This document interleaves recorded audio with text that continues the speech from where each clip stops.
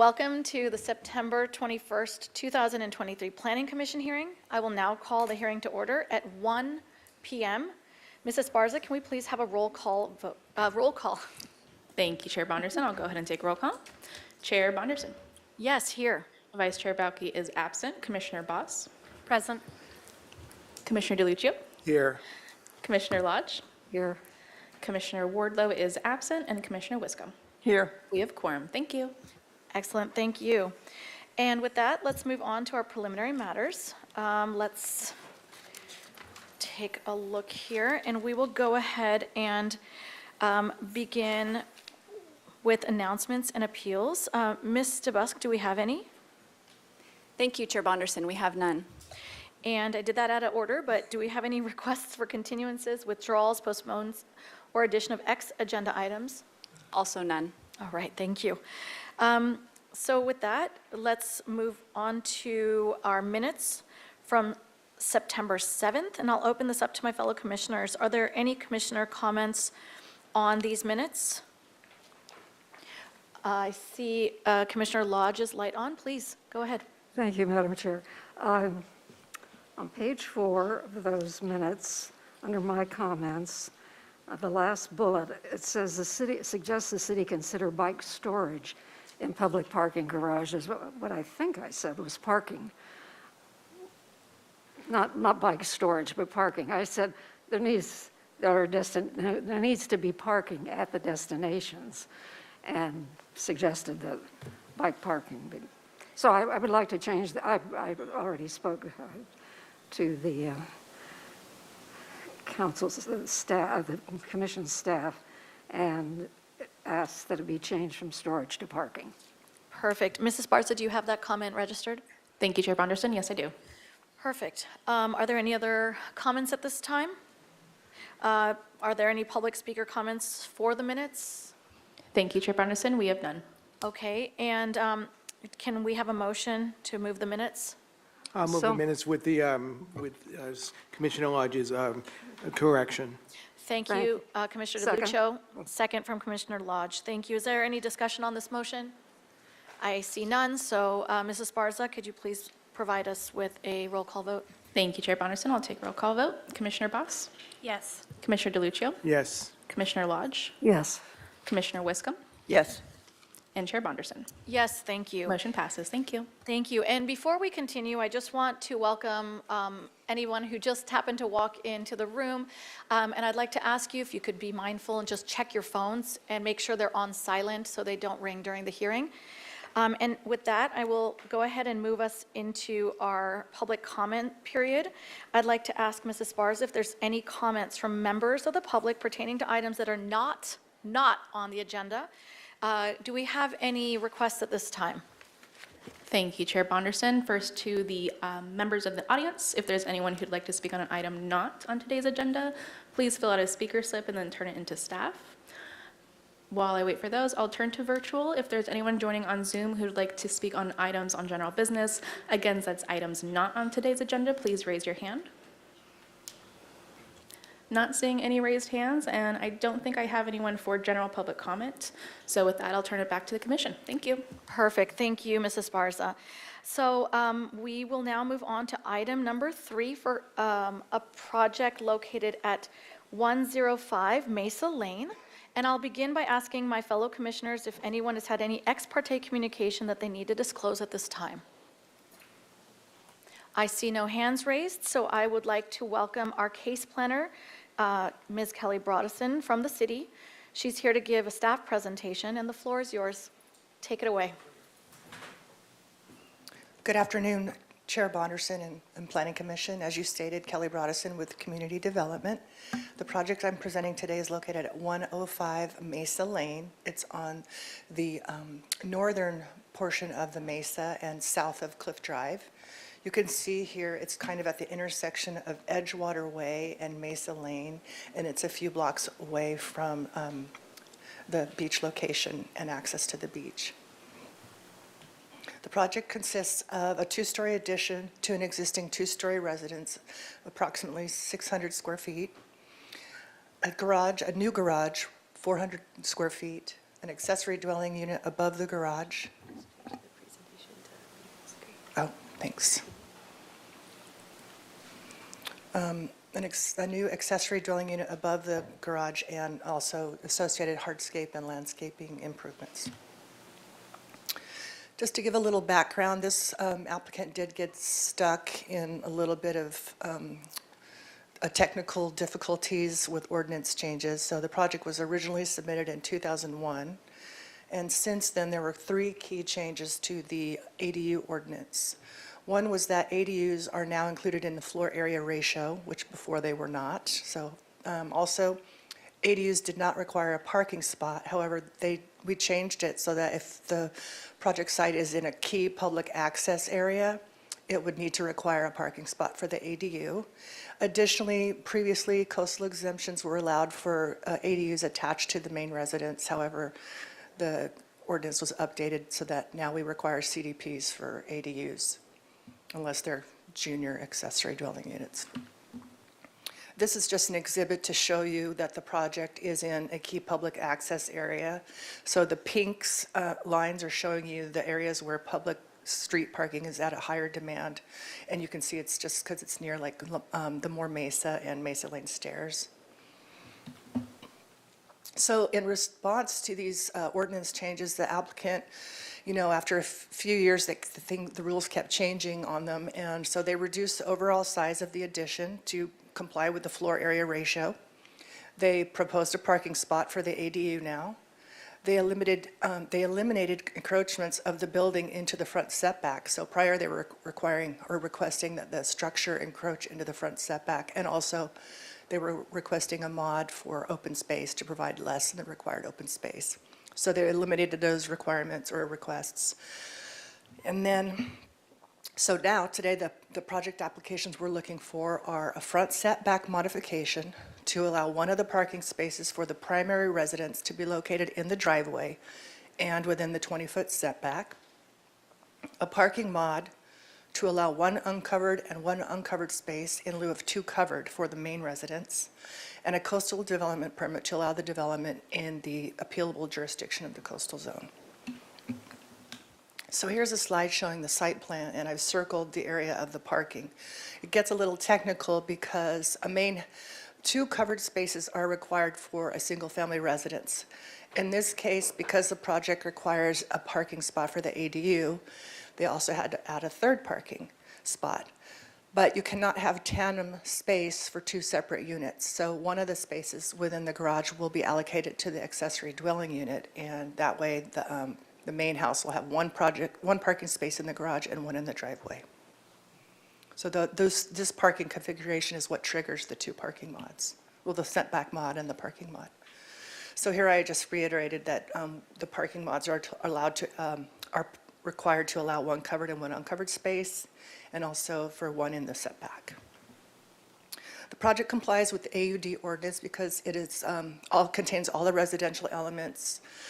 The maximum floor area shall not exceed 50% of the main house. It's not greater than 99% of the floor area ratio requirements. It was reviewed and supported by the Single Family Design Board, and they are providing the 1 required parking spot. To go through the Coastal Act policies, you can see the project site is in a very well-developed neighborhood, so it complies with the Coastal Act section of locating projects in developed areas, and also complies with visual resource policies because, as you can see here, that's a slide that says that's a typo.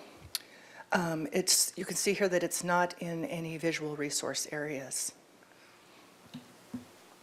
For Coastal Act policies, the project is not in or near an ESHA, an environmental sensitive habitat area. It's not deemed archaeologically sensitive.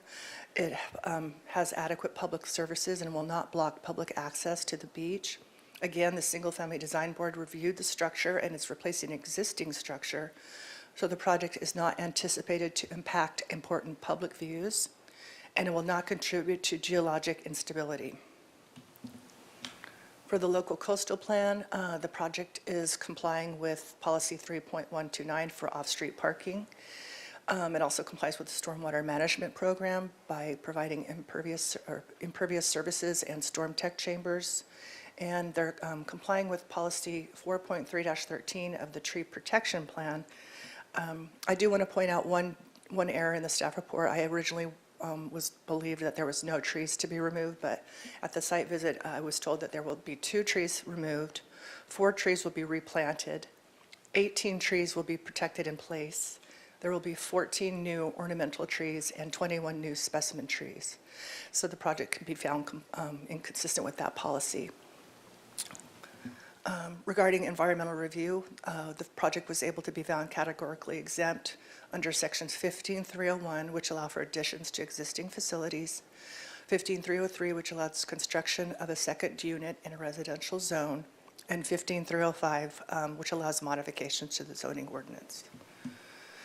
Again, the project was reviewed by the Single Family Design Board, and originally the SFDB asked the applicant to restudy the location and massing of the front setback encroachment and also the size of the house.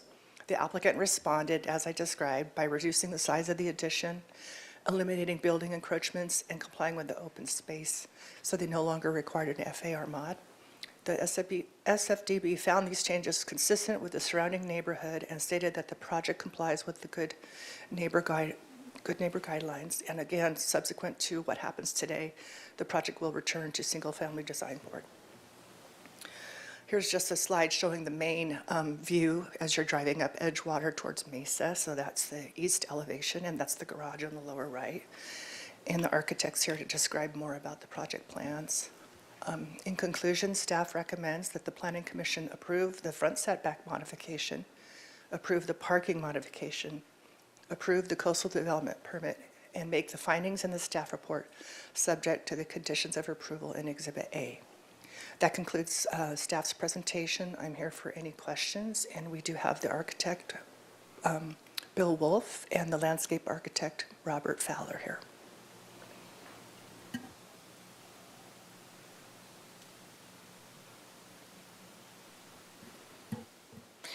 Yes, excuse me. I was just reviewing your staff recommendations. My apologies for the holdup. So next, we will hear from the applicant. Let me welcome you up to the podium. And I'm just going to ask you to introduce yourself before beginning, so we have your name on record as the presenter. You'll have 15 minutes. And if any part of your 15 minutes is remaining after, you'd be welcome to use it again at your discretion if need be. So Mrs. Barca, go ahead and set the timer, and let's get him started. Good Thank you. afternoon, Chair Bonderson and Planning Commissioners. I appreciate you being here, and I'm here with Rob Fowler, Landscape Architect. First of all, thanks to Kelly and Allison and the team at Planning for doing all the work they did to help us get through all the changes that occurred. I'm going to go to the 3D renderings. I think those are probably the most helpful in terms of kind of showing. I know that Commissioner Wiscombe had some questions about what this really looks like, and in our development through the project, we needed to do photo sims and some renderings. So, and you'll see on Rob's drawings too, I've actually extracted the landscaping so we can actually see the buildings here. So what you're looking at, if we had the landscaping in there, and I do have some other 3Ds, you wouldn't see much of the building at all, really. It's very thick vegetation in the front. We're going to have some on the corner here. Again, the views from this house and the neighboring houses are really kind of between and out toward the ocean, which is out to the south. So that's a pretty good depiction. Also, Rob's illustration doesn't include the eucalyptus stands that run along the center divider there too. So that's a big help in terms of screening from the other side of the street. There's another view of the 3D, again, without any planting. It's very stark, obviously, without any planting. But the idea is that we're trying to make this fit right into the neighborhood. There's an existing context happening there, the seaside style homes that are in that area. We're going to try and match that same finish, the board and bat siding and the same color range that is there now. Again, these kind of depict a little better as to what's going on with the landscaping, and I do actually have some planting plans as well. I don't know if you want me to get into the site plan much. I think you've had a chance to look that over. I want to show you the one illustration that probably maybe didn't get into your packet. this was Rob Fowler's depiction of what the planting will actually look like on the site there. So again, lots of lush screening across the front. The owner's trying to create kind of a little oasis from the sidewalk. It's a busy street, and so he's going to do that. We're also, in efforts to try and help screen any parking from the street, we're going to have a rolling gate there. So after you pull up at the driveway, the gate will roll open, the car will pull in, and that gate will close. So you really won't see any parking, you won't see the garage door. And again, you know, as much landscaping as we can get on that side, we're going to do. And so that's what we're showing. I'm going to hand it over to Rob, or actually, if Rob, you want to come up and you can talk into there, and I can work this for you if you want. Want me to get on this side of you? Would be easier Oh, yeah, for you? sure, sure. Good afternoon, Chair Bronderson and fellow planning commissioners. I'm Robert Andrew Fowler, landscape architect. And I don't have, I'll be very brief, but as you can see, sure, sorry. This out of the way. Oh, not, here, I'll do that. All right. Nice. That's, all right, yeah. For shorter guys, so. So as you can see from the pictures, that the property is very well screened on most of the sides, particularly on the west side. On the east side, there's pretty established vegetation on there. There's some other vegetation on the north side, and then my plan actually supplements that. Even on the south side, there's some existing vegetation, and there's a little bit of a view corridor that we're trying to take advantage of. It's just this nice little surprise of a view corridor that goes out to the ocean, and I think you folks, when you were at the site and you got it the right height, you could really see how we tried to capture that. So, and that is the essence of that deck on the south side, was we're trying to extend just that 18-inch of elevation, so that you can see that ocean. When you're down at the garden level, you can't see it, so it's kind of a nice little surprise.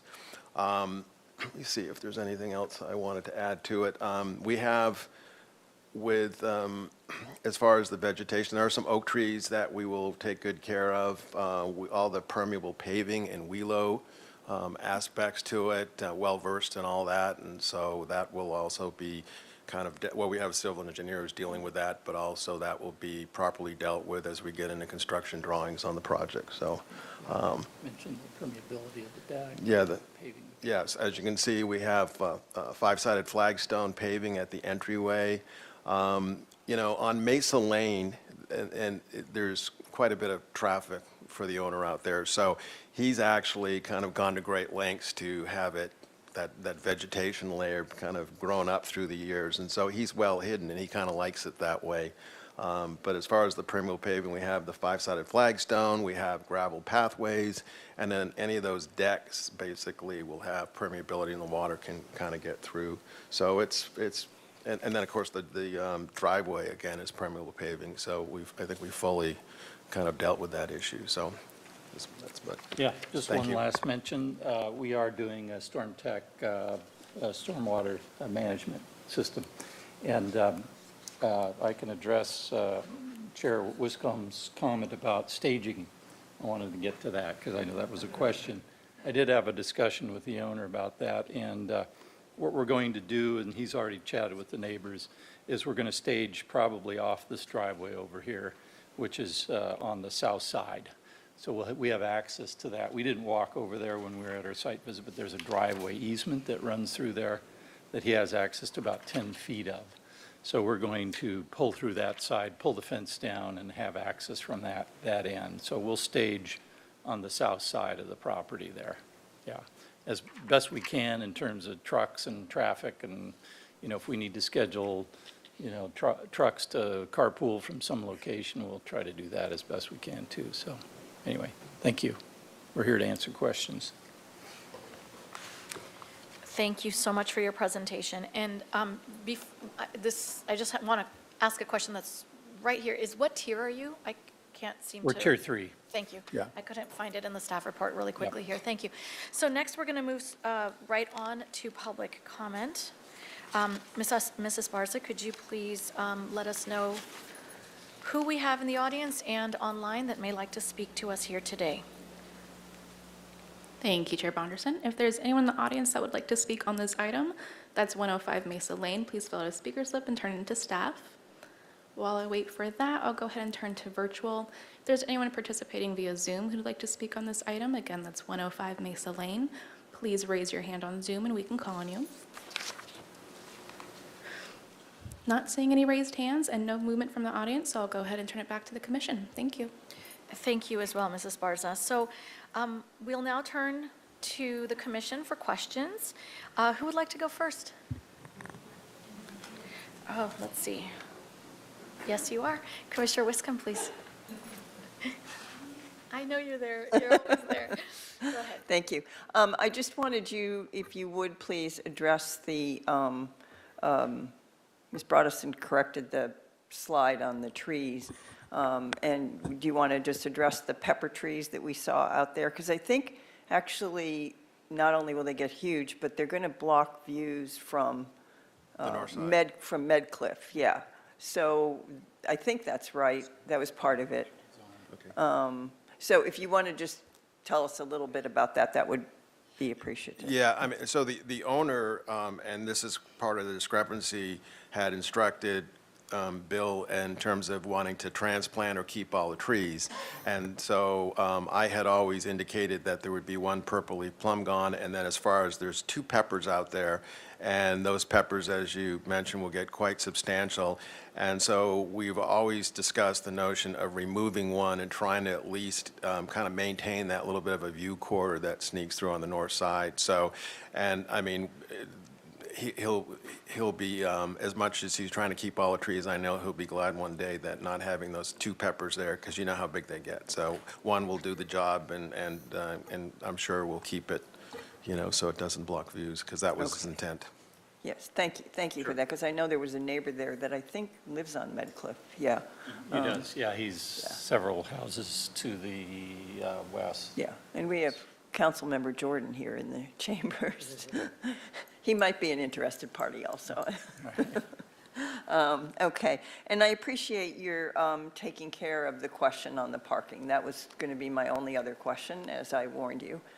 Thanks for the heads up. That's really helpful. And just for anyone that's listening, that's a, what do we call that?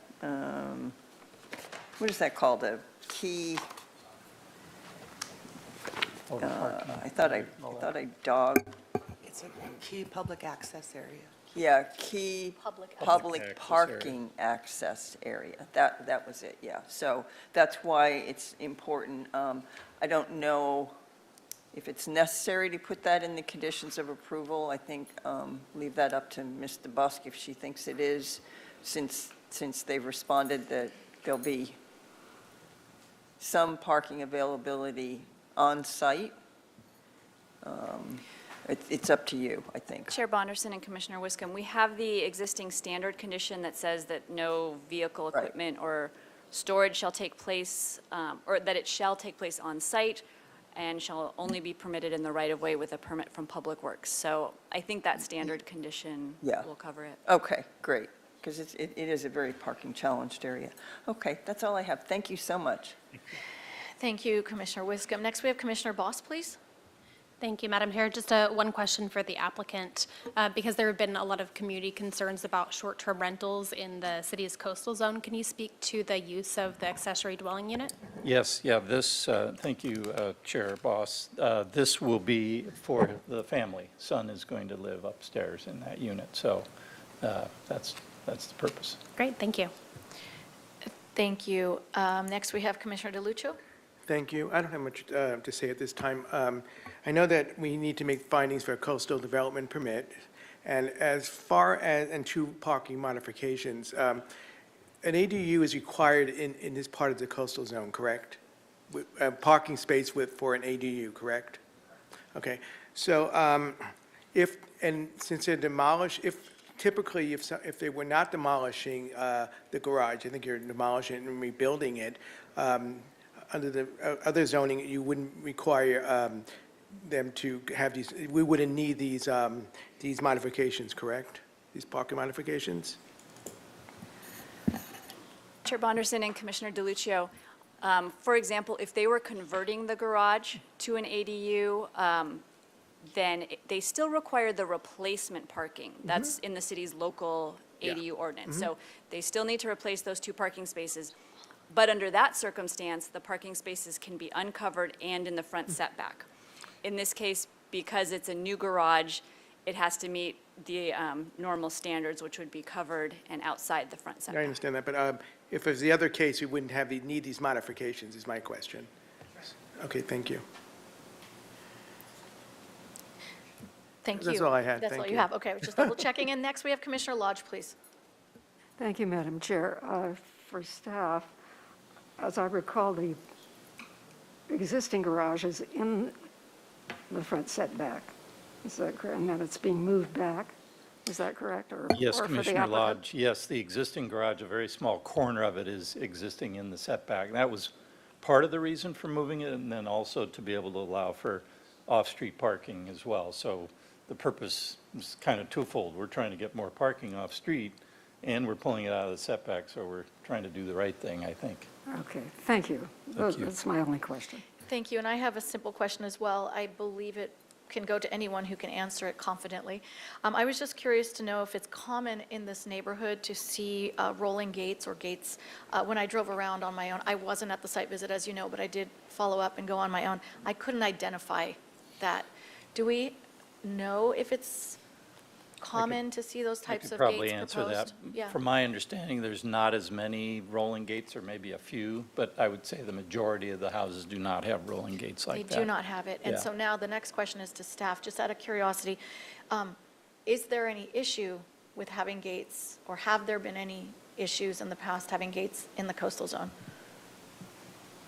Chair Bonderson, there is no issue with those gates, and it's not in the setback, and it's screening for uncovered parking, and also Public Works Transportation has reviewed the project for accessibility and maneuverability, and it's Perfect, that's compliant. exactly what I wanted to hear. Thank you very much for the clear and concise detailed details. So that, I believe, concludes the question period. I have no more lights on, so I will go ahead and move us into deliberation. And I'd just like to ask each of you to provide comments, and then we'll move into a motion after that. Commissioner DeLuccio, take it away. Have your light on. First, I want to compliment you on the landscaping, especially in the front of the property. I think it's outstanding. I actually think we can make all the findings here for the coastal development permit, and I asked a question about the parking modifications, which typically would not be an issue, these modifications, except that it's in the coastal zone and then demolishing the garage. So I think we can make the findings for the modifications as well. So when we're ready, I would be amenable to approve this, the permit today. Thank you. Thank you. Next, we have Commissioner Wiscombe, please.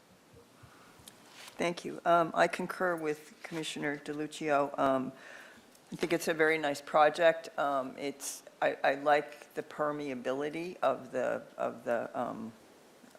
hardscape materials. We'll call them hardscape, even though they're permeable. And I appreciate the kind of sensitivity to some of the neighbors with the removal of pepper tree, which will get quite large. And I'm certainly agreeable to make the findings for the project and approve the coastal development permit and the conditions of approval. Thank you. Thank you. Next, Commissioner Lodge, please. Thank you, Madam Chair. I concur with the comments of Commissioners DeLuccio and Wiscombe, and it is a constrained lot. And I think they have made a very good effort to incorporate what's required within the setbacks. So I can make the findings as well for the modifications and the coastal development permit. Thank you. Thank you. Commissioner Boss, please. Thank you, Madam Chair. I'll concur with my fellow commissioners as well and can make the findings, and just appreciate the effort that went into to that kind of privacy feeling for the residents, which I also appreciate that it's a family instead of a not. And also for anybody who's parking on the outside, there's that privacy shield. Thank you. Thank you. And I will wrap it up at the tail end and again, concur with my fellow commissioners. I think most comments have been made. I also wanted to add that I really appreciated the effort to continue the design. The way it appears in your renderings just looks like it's sort of like a feeling like it's always been that way. And with the wood siding type of architecture, it sometimes is hard to mimic and continue into a larger structure. So I thought it was really beautiful on paper. Sure, it'll be beautiful in person when it's constructed. And I also wanted to say that, I didn't make it to the site visit, so I didn't walk the site. I didn't want to impose on the privacy of the owners. But walking around, I felt like it was a really beautiful oasis, and it looks like you're making it even more lovely. So, I'm commending you on your efforts. Also, thinking about the neighbor and what they get to take away from it and helping to preserve their views is very thoughtful. So I'm glad to see that. I also have no problems making the findings and approving the project today. So I will welcome a motion. I see Commissioner DeLuccio's light on. We missed you at the site visit, by the way, Chair. Thank you. It's nice to feel missed. I'll make a motion for approval of the front setback modifications, the parking modifications, and the coastal development permit. I'll second. Thank you. So we have a motion from Commissioner DeLuccio, a second from Commissioner Boss, and I'd just like to open this up for discussion if anyone has anything to add, comments. I see none, so Mrs. Sparsa, please take a roll call vote. Thank you, Chair Bonderson. I'll take a roll call vote. Commissioner DeLuccio, Yes. Commissioner Lodge, Yes. Commissioner Wiscombe, Yes. Commissioner Boss, Yes. and Chair Bonderson. Yes. Motion passes. Thank you. Thank you, and I just want to remind the applicant that you have a 10-day appeal period to look forward to, and good luck in the next steps of the development process. We are now going to move on to the next item. I'd like to give a few minutes to the applicant to set up, and I will allow let's say, a 5-minute recess to do so, and if we need more time, you'll let us know. Thank you, Chair Bonderson and Commissioners. Thank you. Take care. Thank you.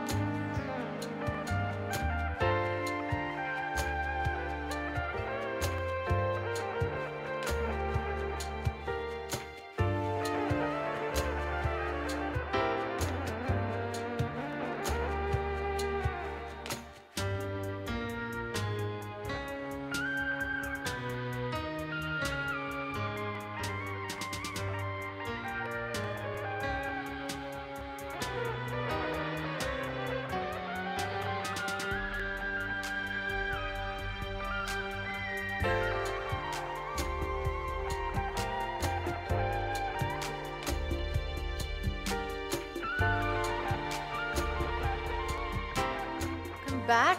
Again, this is the Planning Commission, and we are now on item 4 for a return of a continued item. This project is located at 710 to 720 State Street and 15 East Ortega Street. Before we begin, do any commissioners have any ex parte communication that they need to disclose at this time? I see no lights on, so let's move on. And before we do so, I just want to state for the record that I was absent at the hearing on August 17th. However, I did watch the video more than once and reviewed the staff report, the public comments that were made, both at that time as well as the ones that have been submitted as new material for this hearing today. I am up to speed and I am ready for today's hearing, so I'm prepared to participate and be a part of the decision today. Let me go ahead and introduce Case Planner Kelly Broadison from the city. She's here to give the staff presentation on this project. So please go ahead, the floor is yours.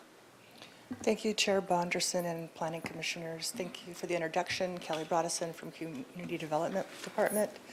The proposed project consists of a 4-story, 66-room hotel with a restaurant and bar. There will be 14 vehicle parking spaces and 8 bicycle parking spaces on the ground floor, accessed off of Ortega Street. The project consists of merging 6 lots and the demolition of the buildings at 710 State Street and 15 East Ortega Streets. They will keep the existing developments at 714 through 720 State Street. Here's a vicinity map showing the project site.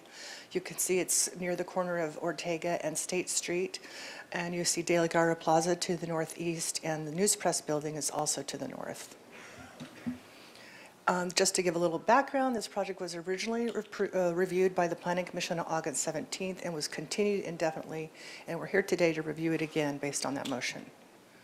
The Historic Landmarks Commission also reviewed the project. They originally reviewed an average unit density incentive project in June of 2020.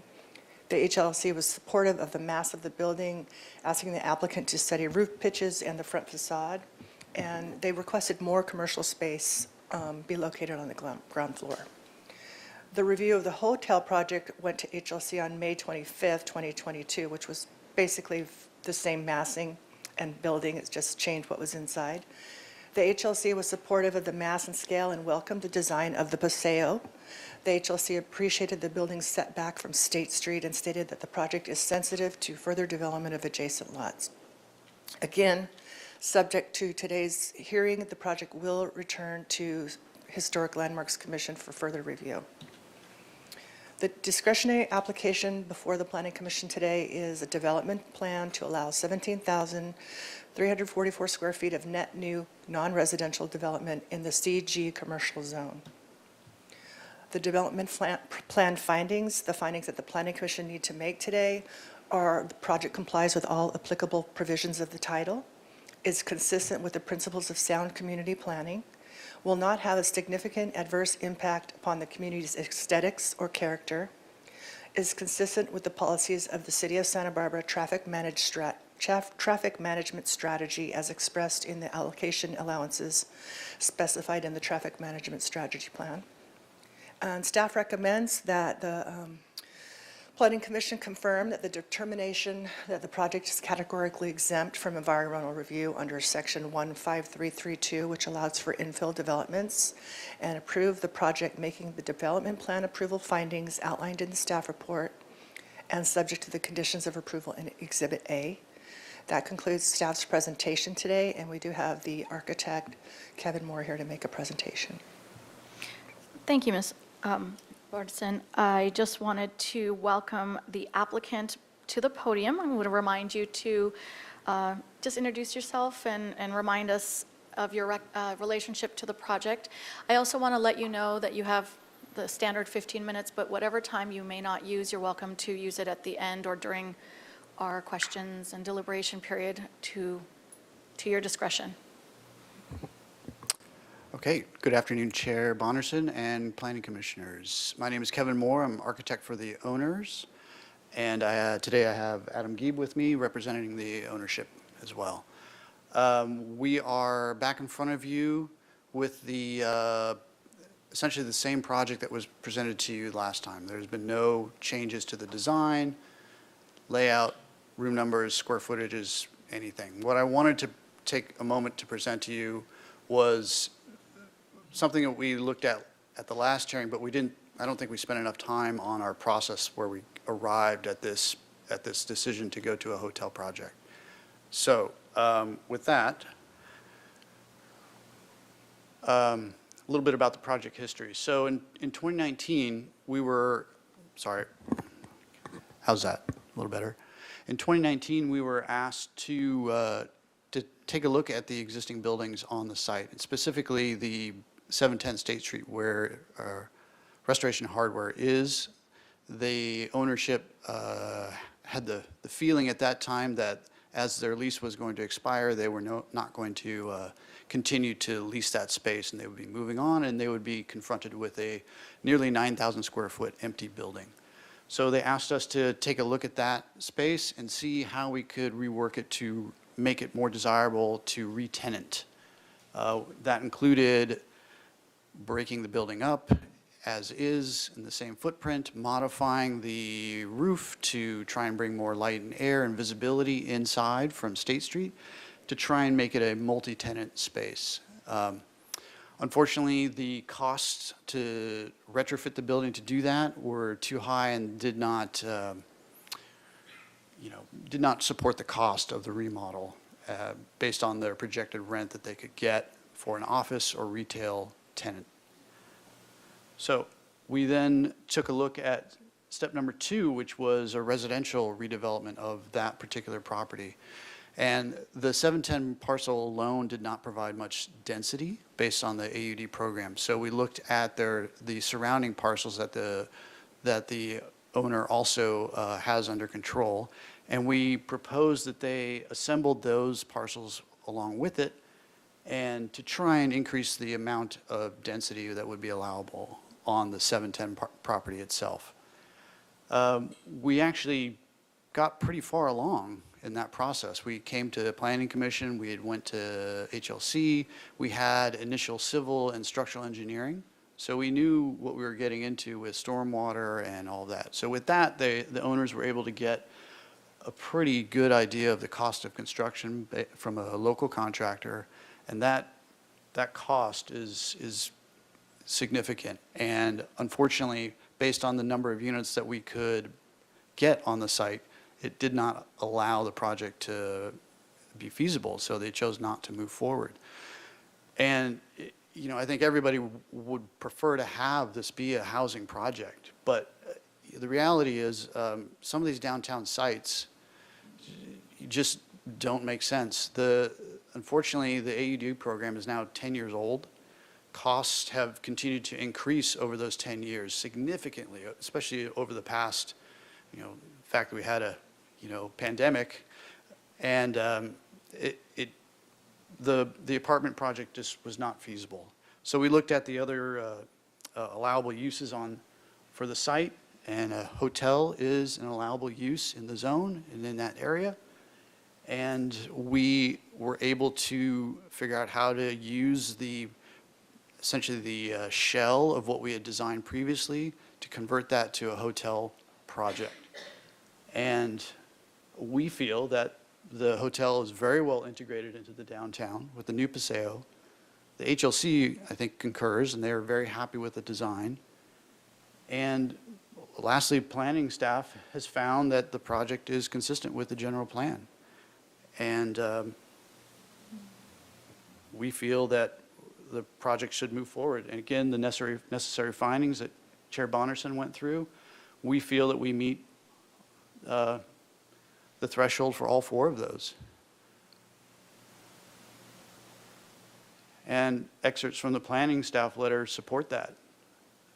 Land use element policy LG4 is to focus growth and encourage a mix of commercial areas, particularly in the downtown. And although it's not proposing housing, the project can be found consistent with the land use element of the general plan because the downtown is a major tourist draw with historic sites, retail stores, restaurants, and cultural art venues. And our project weaves this new hotel into the existing fabric of downtown.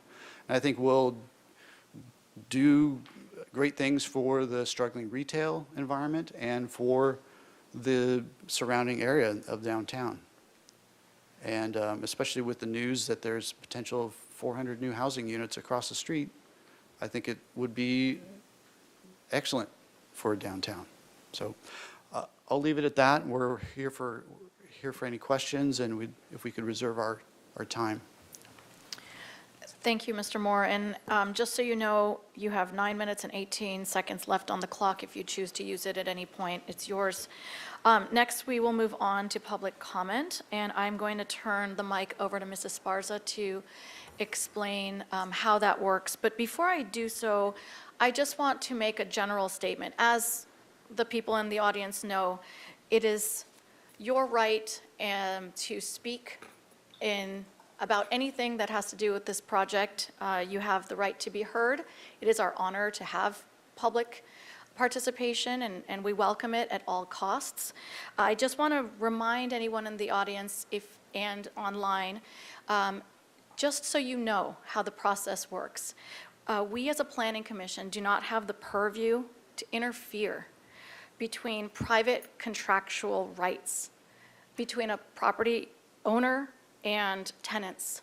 So if any of you are here to discuss fighting for a particular tenant, if you want to share your grievances, your disappointment, and how that works and how that may affect you, you're always welcome to do so, but please know that we are not in a position to be able to speak or fight for you or even make conditions for this project's approval based on any of that. But nonetheless, thank you for being here. Mrs. Sparza, please welcome our speakers. Thank you, Chair Bonderson. I'll go ahead and start with in-person public comment, as we do already have speaker slips. If there's anyone in the audience who would still like to speak and hasn't filled out a speaker slip, please fill out one and then turn it into Ms. DeBusk over on the side. So I'll call out the first two names so that we know who will be on deck. So then we first have Ron Robertson, who will be followed by Lauren Wilson. Mr. Robertson, if you can come up to the podium, to the mic, and you'll have 3 minutes to speak. Commissioners. My name is Dr. Ron Robertson, along with my mother and brother. We own the Balboa Building at 735 State Street. I am on the board of the Downtown Organization and on the State Street Funk Zone CBID Steering Committee. I am here representing the Balboa Building only. I've only spoken in front of the Santa Barbara City Council once, and I've never spoken in front of this commission in the 23-plus years that I and my family have owned the Balboa Building. Public speaking is something I don't enjoy. Crosby Slott of Investec and I took Sten Parton of Prism Places, the new manager of the Paseo Nuevo Mall, to lunch at Jill's Place to talk about the State Street Funk Zone CBID. On the way back from lunch, we walked by 710 State Street, and I asked them both, would they rather have housing or a hotel at that location? They both stated a hotel. Yes, Santa Barbara needs housing, no dispute. But what would help the 600, 700, and 800 block of State Street more, housing or hotel? I would argue that even a partially full hotel adds more shoppers to State Street than a full-time renters that shop and eat out only occasionally. The restaurants are doing fine, but what about the 85% of non-restaurant retail on State Street? A hotel is in that exact spot will help, especially given the fantastic news that the Paseo Nuevo and Alliance Bernstein are in discussion with the City Council, with a possible outcome being 500 rental units. I would like to conclude with the fact that I've only met Jim Cannell twice. I'm here speaking because that will affect our building and State Street in general. Please help with the black hole that is retail on State Street and pass this proposed plan. I'd like to add that Athleta is leaving our building at the end of this month. That's 6,000 more square feet of empty retail. I watched, how much? I watched the State Street Master Plan. I watched everything on SantaBarbaraCity.gov.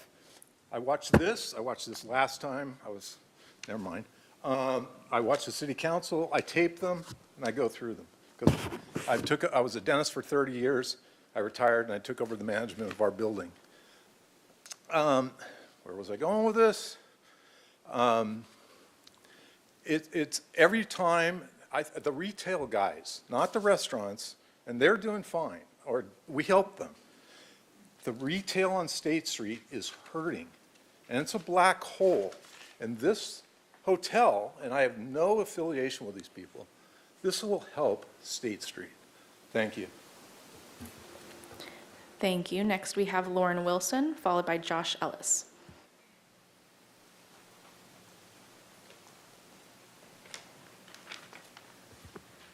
Good morning, Commissioners. My name is Lauren Wilson, and I've worked at Sullivan Goss Gallery in downtown Santa Barbara, where I've been a resident for over 5 years.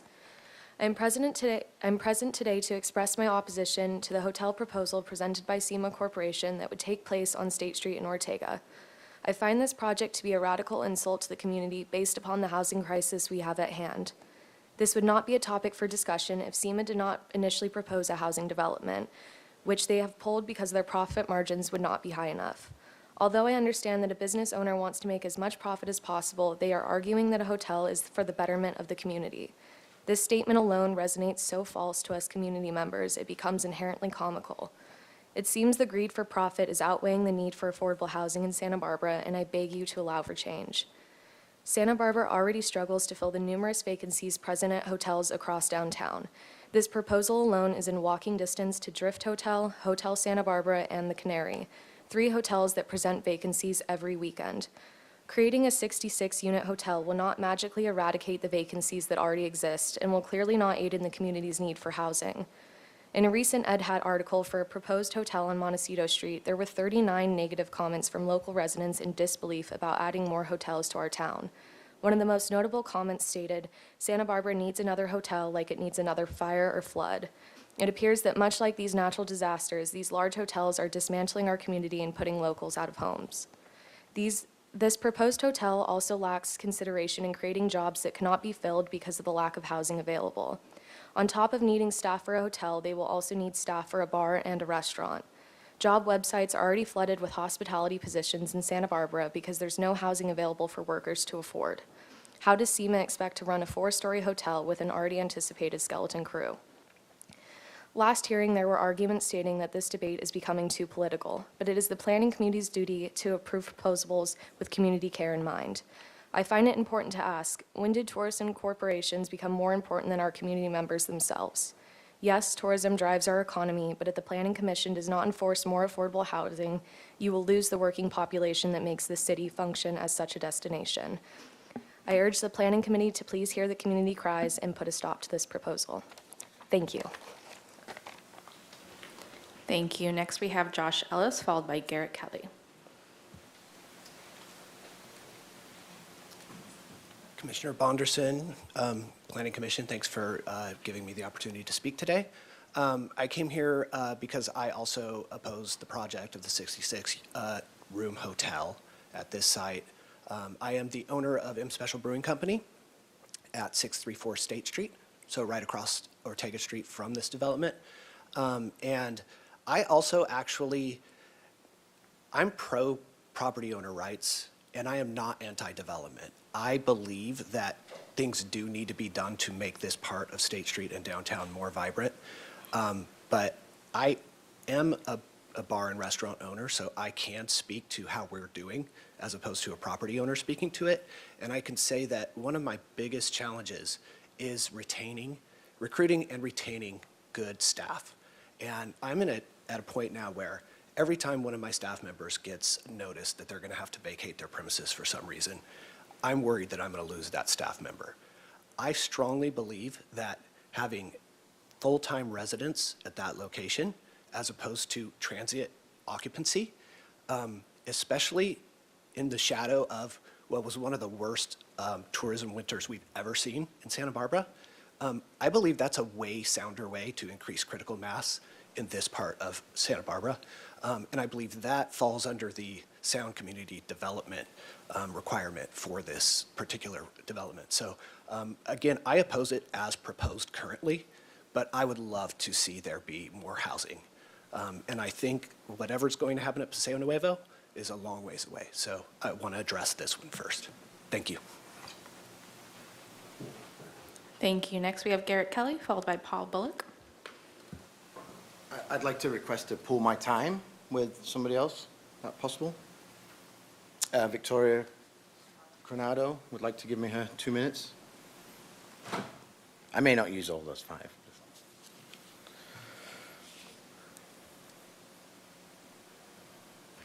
Mrs. Esparza, will you just introduce it that way for the record? before he Yes, of speaks? course. So we have Garrett Kelly pooling time with Victoria Granado for a total of 5 minutes. Good afternoon, Commissioners. Chair Bonderson, nice to have you.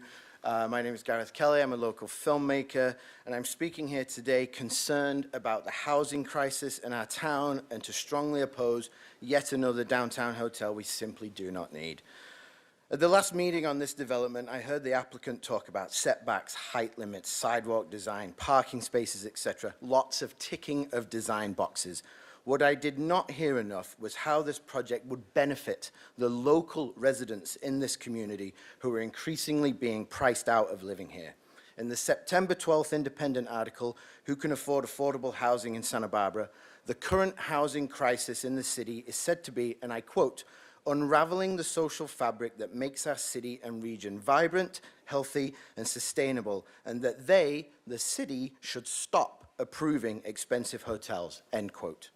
Rather than simply approving a project because it ticks numerous design boxes, you, the Commission, have the power and the opportunity today to draw a line in the sand, deny another expensive hotel, and send a message to all developers and city leaders that they all need to work together to address the need for affordable housing. Some of you may believe that this is not in the purview of the Planning Commission, but if not you, then who? No doubt you are all aware of the decision by the City Council this week to explore demolishing Paseo Nuevo to make way for housing, a decision that directly impacts this proposed hotel development that in part had proposed connecting their new Paseo to the existing one at Paseo Nuevo, a Paseo that may no longer be around for much longer. I am sure the applicant will try to convince you that they are simply acting in a benevolent fashion and are trying to do what's best for Santa Barbara, but make no mistake, their primary motivation is profit. According to the applicant's own website, CMACOR manages just under $500 million of property assets with the stated goal, and I quote, acquiring underperforming or undervalued real estate projects, actively managing them to maximize cash flow, and opportunistically refinancing or selling them with a goal of completing the exit strategy so investor expectations are met or exceeded, end quote. Nowhere on their website do I see anything about being good steward of their projects or of considering the long-lasting impacts on the community or the environment that their developments will no doubt have, let alone choosing to actively engage with the communities and the residents they will most affect. Developers will likely say that developing in this town is not easy, to which I say, nor should it be. As we are now seeing with Paseo Nuevo, these developments have long-lasting consequences on our town and its people, and that our needs and our fears and concerns should not simply be tossed aside to maximize investors' expectations or returns. I requested the time from my colleague because at the last meeting, the continuance put forward by Commissioner DeLuccio was specific on asking that all 7 board members be present to vote on this issue. And I would like to request the Commission commits to that. We, the community, have organized and showed up today, so it seems only fair and democratic to ask the Commission to honor their previous continuance. This is a big issue with very long-lasting implications that requires patience and a full board vote. Let's not rush this important decision. If all 7 board members cannot be present until October 20th, as it says on the website currently, that does not seem an unreasonable amount of time to wait, a few weeks until that date. Thank you, appreciate your time. Thank you. And before we continue, I would like to just ask legal counsel if it's appropriate, can we address the fact that there's no specific way for us to make a motion in the first place that would have required 7 commissioners to be present? Can we address that for the public to understand how this works? Chair Bonderson, this project is subject to the Permit Streamlining Act, so it has to be before the commission for a decision within a specific time. We cannot wait for the next hearing date. Otherwise, the Permit Streamlining Act would run and the project would be approved. We cannot ever guarantee that we have a full commission, as we don't control the planning commissioners' schedules and when they're here. So we scheduled it when it was available for the commission. Unfortunately, 2 members could not be here today. Thank you. And just for all interested people to understand, there's a chance at any hearing that someone is ill, that there's something that happens, so we can't continue a project for absences in that fashion. But thank you for your comment, and thank you, Ms. Ostringer, for explaining. Mrs. Barza, back to you, please. Thank you, Chair Bonderson. Our next speaker will be Paul Bullock, followed by Nicole Miller. Madam Chair, members of the commission, my name is Paul Bullock. I run a small hotel in West Beach, so my comments may seem a little disingenuous, but they're not. We don't need another hotel in Santa Barbara. There's currently 800 more hotel rooms in the pipeline. With annual occupancies hovering around 70% or so, making a profit at that, it's very, very difficult.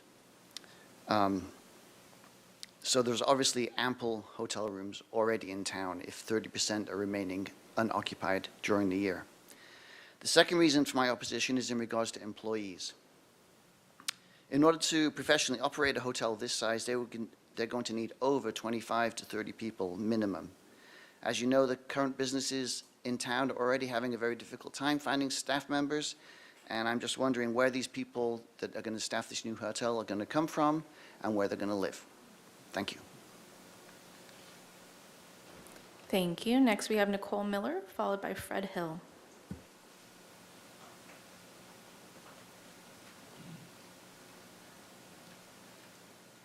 Hello, Commission. Thank you for being here today and hearing this out. My name is Nicole Miller, and I strongly oppose this project. As many have said, this community, what we need first and foremost is housing. I am, in an age where I have friends that are much younger than me in their 20s and much older than me up to their 70s and 80s. And no matter what age they are, everyone is struggling with housing right now. In terms of hotels versus housing, I wanted to point out, I'm on a site right now that people look at often when they're looking for hotels. It's called Hotel Tonight. And what it does is it goes through the available hotel rooms in town, and it drops prices as there's availability. Right now, I'm looking at Hotel Milo, which was going for $737 tonight. It's down to $329. I'm looking at the Hideaway, which was at $545. They've dropped the price $200 to $320. The list goes on and on. There's plenty of hotels with vacancies at any given time. I work on the 500 block of State Street at a bar, and people come to me and they decide, I want to stay in Santa Barbara another night.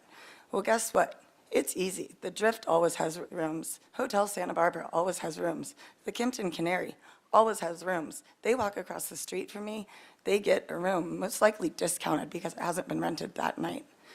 We do need housing over hotels. As people have said, people are struggling for staff in the service industry, whether it be bars, restaurants, hotels. I don't know how they expect to staff this, let alone staff it with people that can afford to live in this town. Thank you very much. Thank you. Next, we have Fred Hill, followed by Joe Rafferty.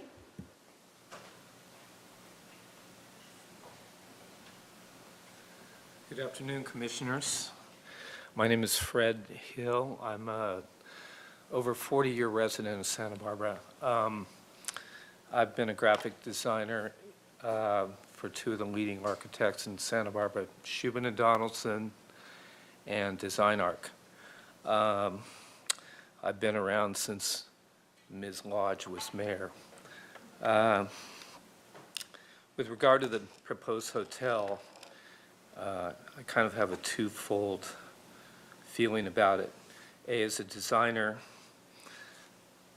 and the fact that it impacts what Ms. Lodge's tenure once called Pueblo Viejo, I just simply feel that architecturally it's far overscaled for a historic elevation of State Street and the encompassing 15 Ortega property around the corner, which I think is even older than that. So Santa Barbara has always been a place that people have been attracted to come here primarily to live, like myself and all these people back here, for its charm and culture and historic image that we have here. And projects like this at 4 stories, I think far exceed the charm and culture and historic preservation of our downtown. And beyond the economics of hotel vacancy and that others have mentioned, I just culturally, environmentally, impact-wise, I just think it's far exceeds what our town is about. Simple as that. Thank you. Thank you. Next, we have Joe Rafferty, followed by Colleen Wilson.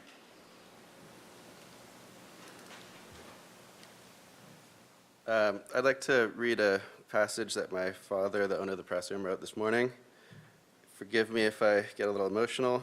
This past fiesta was the press room's 29th celebration of Old Spanish Days.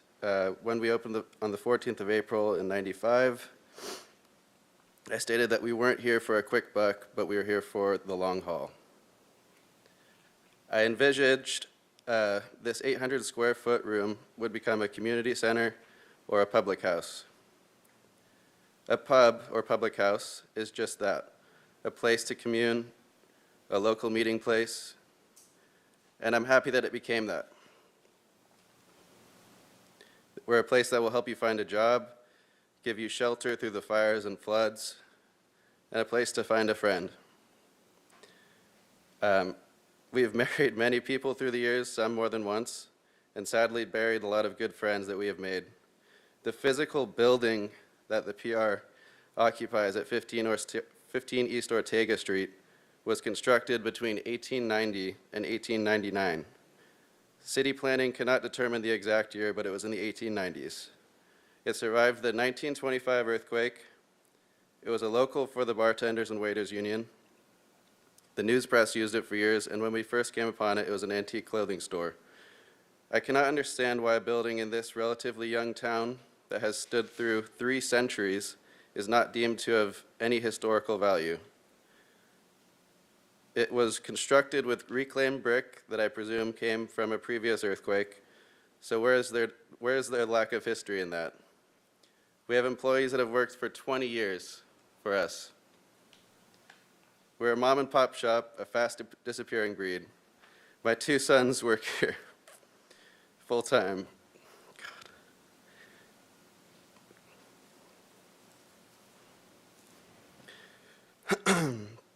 My 2 sons work here full-time and want to keep the community that we have built going for many years to come.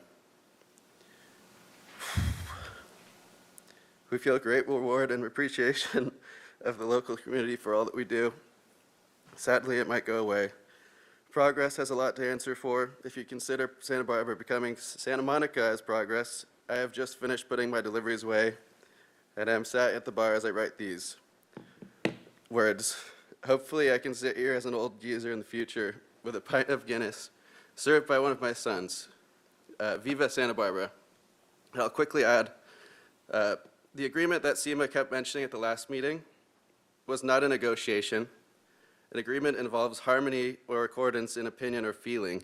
This was a take it or leave it offer in the midst of a global pandemic, which leaves the owners of the press room in a very precarious situation, The reality being that this hotel project will likely put us out of business for good, given the terms of this agreement. Thank you. Thank you. And my last in-person speaker slip is for Colleen Wilson. Hi, good afternoon. Thank you for coming today, Commissioners. My name is Colleen Wilson. I am, hard to follow up, Joe. I am a Santa Barbara native, born and raised here 54 years ago. And just having to look for a new place to live in Santa Barbara, I was looking since February of this year. Just found a place less than a month ago. The housing crisis is crazy right now. Bringing in a hotel is not going to help anything, and I oppose this motion. So thank you very much. Thank you. So since I do not have any more speaker slips, I'll go ahead and turn to virtual public comment. If there's anyone participating on Zoom who would like to speak on this item, please make sure your hand is raised so we can call on you. And I already have some raised hands, so again, I will call out the first speaker followed by the other person so that they can be ready. So our first speaker will be Steve Johnson, who will be followed by Julia Saldamando. So Steve Johnson, we'll go ahead and send you an unmute request. Please unmute and you'll have 3 minutes to speak.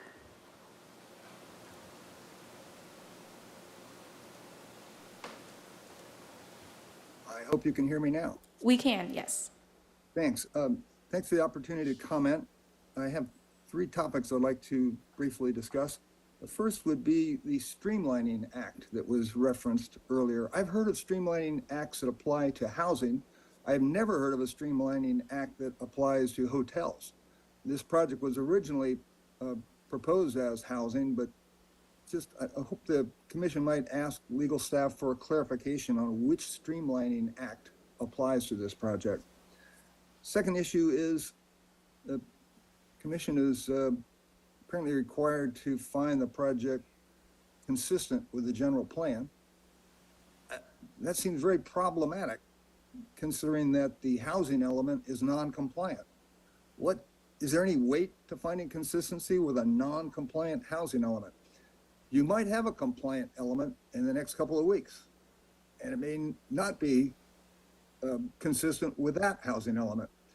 I've already had a Zoom call this last Tuesday with representatives from Housing and Community Development at the state, and they said they're going to look into this issue. Hopefully, I'm going to get a response on that soon. However, the non-compliance of the housing element has got some positive aspects as well. It allows this applicant to propose a builder's remedy project. The existing project could be recast as a builder's remedy project without changing one iota of architectural drawing. You'd have 66 studios instead of 66 hotel rooms. The hotel room average size is over 400 square feet. But maybe there's even a more attractive builder's remedy project that the applicant might consider. The city is in a situation where it can negotiate a development that is good for both it and the applicant. And I hope you won't overlook that opportunity. Thank you for your time. Thank you. Next, we'll have Julia Saldamando, followed by Louis Esquivel. So Julia, we're going to send you an unmute request. Please unmute. And you'll have 3 minutes to speak. Thank you so much. I just wanted to mention that this location is obviously in the middle of downtown Santa Barbara, which is a very beautiful historical place for so many people. When they come visit Santa Barbara, the first thing that everyone comments on is the architecture, and all of our historical landmarks are obviously such an important part of the city. It looks like there is a historical landmark right around this property. So I guess I was just wondering how these plans would possibly help Santa Barbara maintain this beautiful architecture. And I guess if it falls outside of it, how we would still be protecting all the environmental issues around it. So just wanted to comment on the landmark of it all. Thank you. Thank you. Next, we'll have Louis Esquivel, followed by Travis Vassallo. Louis, we're sending you a unmute request. Please unmute, and you'll have 3 minutes to speak. Thank you for taking the time to listen to us. I just want to piggyback on what a few of the other people that spoke on, where we have a dying and decrepit State Street, a mall, just 100 feet down the way that easily facilitate what this is trying to accomplish. Or we have Paseo Nuevo that had Macy's, Nordstrom's fail. We had McDonald's, Chipotle, all these conglomerates fail on State Street due to the same issue. And now you're pushing another local, loving, giving family that happens to have a bar there. That's the reality of what's happening here. You're pushing out more local. You're pushing out people who actually invest into this community, not take. And it's sad that we're having to have this conversation over and over again in this town. For the 37 years I've lived here and seen this change to benefit people with money instead of benefit those who have invested here. I just want to say there's so much more that can be done, and SEMA could just go right down the street and survive in a mall that failed, that could house students, that could house a hotel, could house housing, and fulfill so many more than 300 rooms and give back to the community. That's all I want to say. Thank you. Thank you. Next, we have Travis Vassallo, followed by Louis Lubo. Travis, we're sending you an unmute request. Please unmute, and you'll have 3 minutes to speak. Hello, thanks Commission for meeting with all of us. My name's Travis. I'm a multi-generational Santa Barbara local. Means I was born at Cottage. I went to San Roque Elementary, went to Bishop High School, and eventually UCSB. To be honest, I'm outraged we're even considering allowing another hotel development in our town. We have a dire housing crisis, which is forcing other multi-generational locals, such as myself, to leave Santa Barbara to make way for out-of-town buyers, many of which don't even count their Santa Barbara property as their primary residence, using it only as a secondary property and in many cases, vacation rental. Furthermore, it baffles me that we are considering allowing SEMA to present this product. If you recall, this is the same group that attempted to demolish this same site to make way for luxury apartments. I believe it was less than a decade. Their direct reason for scrapping this project was margins would not be high enough. These people don't care about our community. This is purely a money grab by an already filthy rich property owner and his company. This project is not in the best interest of our community, and it's purely a means to further pad the pockets of this development group. If SENA and its owner care at all about our community, be engaged with its residents to see if this is something anyone even wants. I can assure you no one in the community wants another thing. The disconnect between this group and our community is further demonstrated in the manner in which they communicated this project with their current tenants. That is to say, there was no communication. The only way current tenants were made aware of this project was a standard city postcard notifying them of the proposal. At no point did SEMA make any attempt to alert, engage, or even include their current long-standing tenants, some over a quarter century old, in this process. If this is how they treat people that they depend on for rent income, just imagine how much they really care about the rest of us. As the first speaker mentioned, retail space is vacant. No amount of hotel guests will improve that. The retail space is down because property management companies and their owners are a greedy bunch, and they pushed out the retailers. They can jack up rent prices. Now, council members, your salaries are a matter of public record. I know each and every one of you are not doing this for the money. I believe you're here because you truly care about our community. What our community needs is affordable housing, full stop. The residents rely on you to safeguard our interests and the interests of our city and community. I ask that all of you talk to your friends, families, neighbors, and simply ask them, are you in favor of demolishing part of downtown for another hotel? I imagine many of you have already had these conversations. You probably had similar responses to mine. Lastly, where is the support for this hotel? One person showed up. One person. Even the other hotel owners, I forget the gentleman that spoke earlier, but he called out a couple great things. We have plenty of space. We don't need this. We need housing. I hope all the council members please protect our community and our city. You are our voice, and we rely on you to speak. Thank you.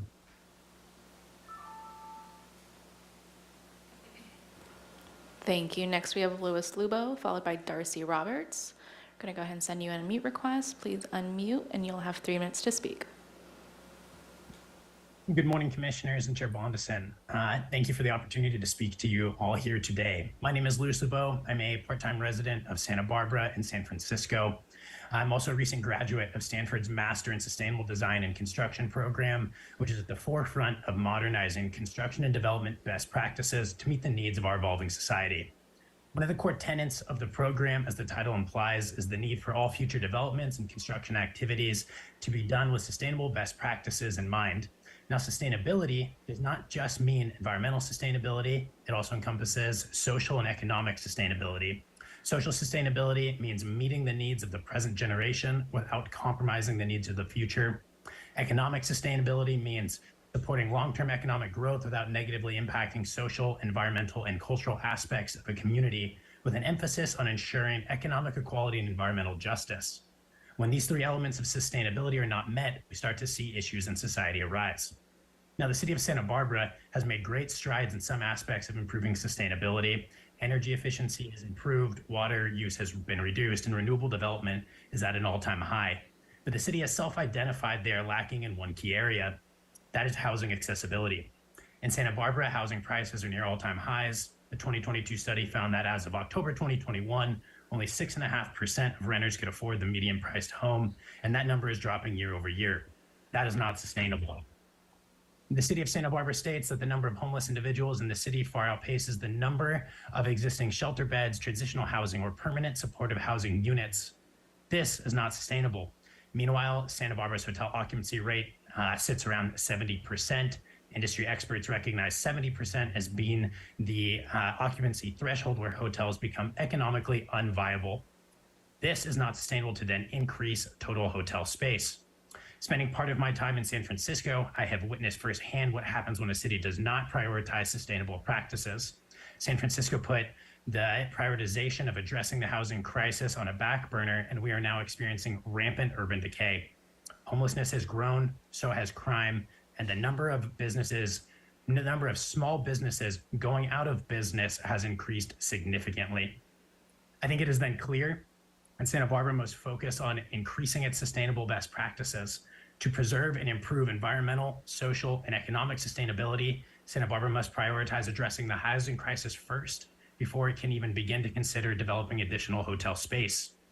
Ortega Street and State Street are part of the social fabric of our community, and this proposed development is a significant threat to this key social and economic hub. I'm therefore vehemently opposed to this project, and I believe we as a community need to stand united in this stance. Thank you very much.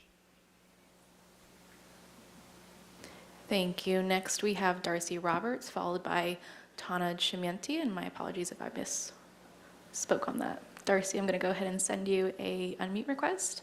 Please unmute, and you'll have 3 minutes to speak.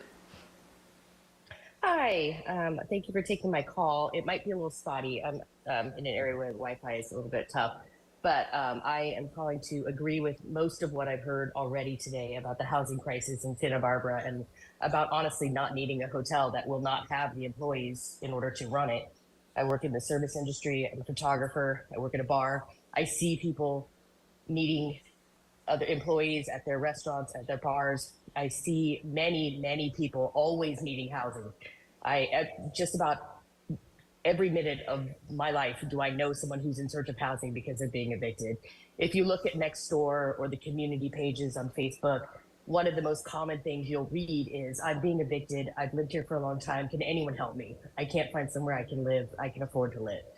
And it's shocking to me that we continue to ignore that as a problem, and not to mention the housing crisis that we have for UCSB. We're bringing in more and more students, and there's not a place to house them. My old apartment in IB, I know it's unrelated, but they have a max of 6 people, and now they have a max of 11. And it's shocking to me that we allow this continued growth for progress' sake instead of having real solutions for the people that live here.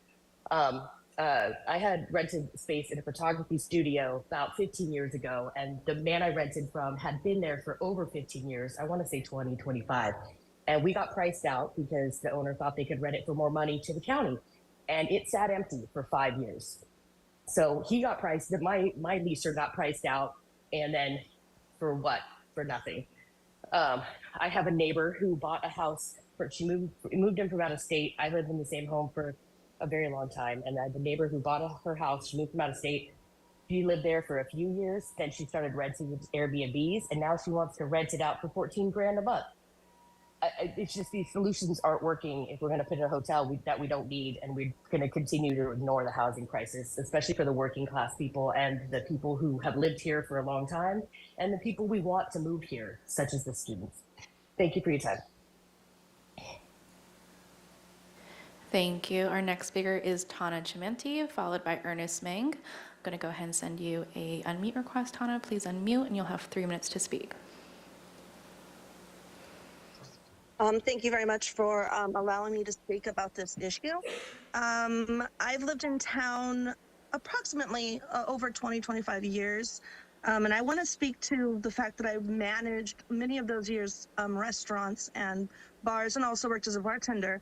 The staffing issue is real. It's due to a lack of housing in a lot of situations. I've lost many employees because they just simply didn't have any place to live. So we really do need to create some affordable housing as opposed to a hotel in that area. I myself left the industry because I couldn't find staffing anymore. It got too challenging to run a business, and I switched careers because of that. It's sad to me that college students can't make a living because they don't have anywhere to live in the town, and they're, like Darcy had said prior, they're all living many people in a house, which can't be good for them as well. On the issue of the press room, I'd like to say that I did work there at the time. The Rafferty family is a wonderful family. The community that they've created there has given me the family that I don't have in town. I moved here and I don't have any family in the area, but I will tell you that going there and meeting these lifelong friends, some 20 plus, and always knowing that even on holidays I had a place to go, or that I can walk in when I'm having a bad day and know that I'm going to be supported by people around me, to me that matters a lot more than building a hotel. And if there was a way to do housing and still keep the press room, it would be the best of both worlds, because then that community would expand as well. And so for some people that might not have family in the area, it might really help them out. So again, thank you for letting me speak. Thank you. Next, we have Ernest Meng, followed by someone who's labeled as Zoom user. So Ernest, we're going to send you an unmute request. Please unmute, and you'll have 3 minutes to speak. Hello, this is Ernest. I appreciate your time, Commission. And I wanted to, first of all, I am originally from Santa Barbara. I've lived here most of my life. And I have traveled around a lot in my time, and have, I think, been somebody who supports what Santa Barbara is, and have tried to tell people in my travels about the enjoyable things about Santa Barbara. And never once has one of those things been how many hotels that we have. Hotels are not what brings the buzz of Santa Barbara. It does not bring that. Sorry if I'm breaking up a little. I'm stepped outside of my engineering class to speak, but I think an important thing is the lifeblood of Santa Barbara, and things of that nature that places like the press room bring to Santa Barbara. I don't think that replacing something like the press room with another hotel is going to better our community. Obviously, we have a housing crisis here, and building another hotel isn't going to fix that problem. We can't force somebody to come in and build housing if the numbers aren't right for them. But I think building a hotel would be short-sighted, would not be thinking about the long term. And I will say this, recently I had a problem where my landlord sold the house that I lived in, and I needed to move. And the way I found a place to live is through a relationship I created when I worked at the press room. I don't want it to sound like it's only the press room that I'm considering here, but it's more what places like the press room bring to our community, and I just don't feel that another hotel is going to do that. Thank you for your time. Goodbye. Thank you. Then we have our raised hand for Zoom user. We're going to send you an unmute request. Please unmute.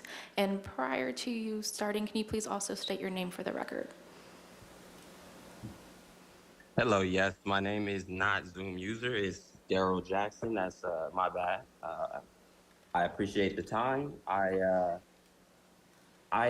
been not a new plant to Santa Barbara. I've been here 9 years now, and my first kind of understanding of Santa Barbara was the housing crisis and how terrible it is. And coming in as a UCSB student to a place I've never been before and learning just how hard it is to not even find housing, but to lock housing up. And even when you do that, it's like you can only take what you're given, to where you accept a house, or you accept living situations to where you're paying an overpriced amount to live like sardines in a house or an apartment. And you do that not because it's the best option for you. You do it because it's the only available option for you. And I think it's astounding how it's been 9 years since I've learned that, and it's not gotten any better. It's honestly gotten worse. I remember hearing horror stories about students that had to sleep in in the church because they didn't have homes. I've known students that had to sleep in their car, God willing they even had a car to have to, to have a place to lay down. Unfortunately, that was not me, but it's terrible, and it's sad to have to be like, this place that I've been at 9 years is a place that doesn't seem to look out for the people that are coming here. And this hotel, that's the idea of bringing this hotel that's not an affordable option, not just for students, it's not for locals or anybody that's being displaced from their homes or already struggling with the housing that they have right now. Hotels aren't an option for you as a layover for how can I find my next living situation. It's just not. And if I'm being honest too, I think it's a slap to all of our faces as people that live here and are trying to live here, that bringing a hotel in is beneficial to us. And because it's not, there's way too many hotels, like everybody else has pointed out. We're all struggling with housing. We all trying to find housing that benefits our families and benefits how much we get paid.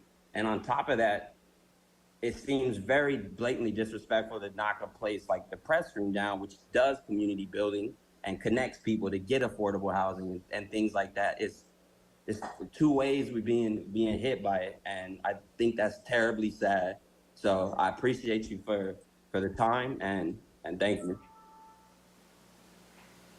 Thank you. And then we have George Drake Knight. George, we're sending you an unmute request. Please unmute, and you'll have 3 minutes to speak. Yes, thank you very much for your time today. I just want to tell you a little story, actually. So I moved to Santa Barbara about 12 years ago. I moved here as a teacher. So I taught science, I taught geography, I taught math to the local students here. As you can tell, I'm not an American, I'm British, but moved to the United States for that opportunity that a lot of people do. And guess what? I moved here, and as a teacher, earning a fair wage, it's not great for teachers, as many know, but it's a fair wage. Guess what? I had to live in a place with multiple other roommates and housemates in order to be able to survive and pay my bills. So just to reiterate what everybody else has been saying, the housing crisis in Santa Barbara is real. It's not somewhere where you can have a standard, decent living and a decent housing situation. So as the plans for a supposed hotel downtown doesn't seem to be the best use of land, not to mention the current use of land, which from what I know is somewhere like the press room. It seems like that's a place where community gathers and community gets a lot of opportunity to try and find connections that will help them out during this type of crisis and this type of issue where many people I know really do struggle to have a decent place to live, myself included. Even as a teacher and with a now wife who works as a professional at the museum here in Santa Barbara, we could not afford to live in a standard place here in Santa Barbara. We couldn't afford a house. Guess what we had to do? Use some subsidized living through some museum initiatives to be able to do so. That is shocking. That is absolutely shocking. Think about that for a moment. Why would you put a hotel where a place, firstly, where affordable housing should go if you're going to do anything with it? And then why would you remove a community staple that has been in the city for, 25 years, 30 years nearly, that has been a beautiful community space for a number of people, it seems like? You should really take this into consideration. Think about what your decision is. Really think about what the decision is right here. This is a very important moment, and it sets a precedent for Santa Barbara. It sets a precedent for Santa Barbara's and the commissioners, your decision making. Everybody is listening, and everybody is taking into account this, okay? Thank you for your time. Thank you. And with that, I'll close Zoom public comment and just state that we did receive written correspondence from Robert A. Curtis, Steve Johnson, Steve Almaraz, and Susan Shields, which was distributed to the commission prior to the meeting. Back to you. Thank you, Mrs. Barza, and thank you to each and every commenter, both online, both here in the room, those who have sent in their comments in writing. The public process is the single most important part of these hearings, whether it's City Council, a design review, the Planning Commission. It wouldn't work without the community's participation. And I think that if there's one positive thing that we can maybe chalk up to having a continuance, is the opportunity to get everybody more involved than they may have been before. And I'm hoping that today's hearing will become an opportunity to raise awareness and possibly a learning experience for all of us, not just the public, not just the Planning Commission, but everyone who's following along on a project like this. And I want to make sure that if it isn't clear yet, your comments do not fall on deaf ears. I think it would be fair for me to say that I can speak on behalf of most of the planning commissioners when I say we are sensitive to your comments. We probably agree with your comments. At least we agree with the fact that your point of view is valid and important. Whether or not we can particularly take action on them as a commission is another topic. But I want to urge each and every one of you not to stop here. I know you're passionate. It's clear you've come with strong feelings. You've come with facts. Your comments need to be heard by our city council members. So Tuesdays are their hearings, and they're the ones who will be able to do more with your comments. Now, we will proceed and see where we go today in our hearing, and I certainly hope that every council member takes a moment to listen to your comments here, but don't stop here. Don't depend on them to listen to a recording. Go and visit them as well. And without further ado, what I'm going to do is I'm going to now introduce a little bit of a slight change in the way we're proceeding here. As you all know, there was a recommendation or a continuance made for all 7 commissioners to participate on this project. It doesn't matter that 2 are missing here today. You've heard comments from them in the past. You understand their position and their concerns. I will have the opportunity to chime in as well, so you'll hear from all 7 of us. And I've been asked to start both the question period and the deliberation period to basically finish the 7. So we've heard from 6, we're going to hear from the 7, but I'm then going to open up the floor and welcome questions from my fellow commissioners. And I'd like to ask my colleagues to limit their questions to only new information that was presented here today.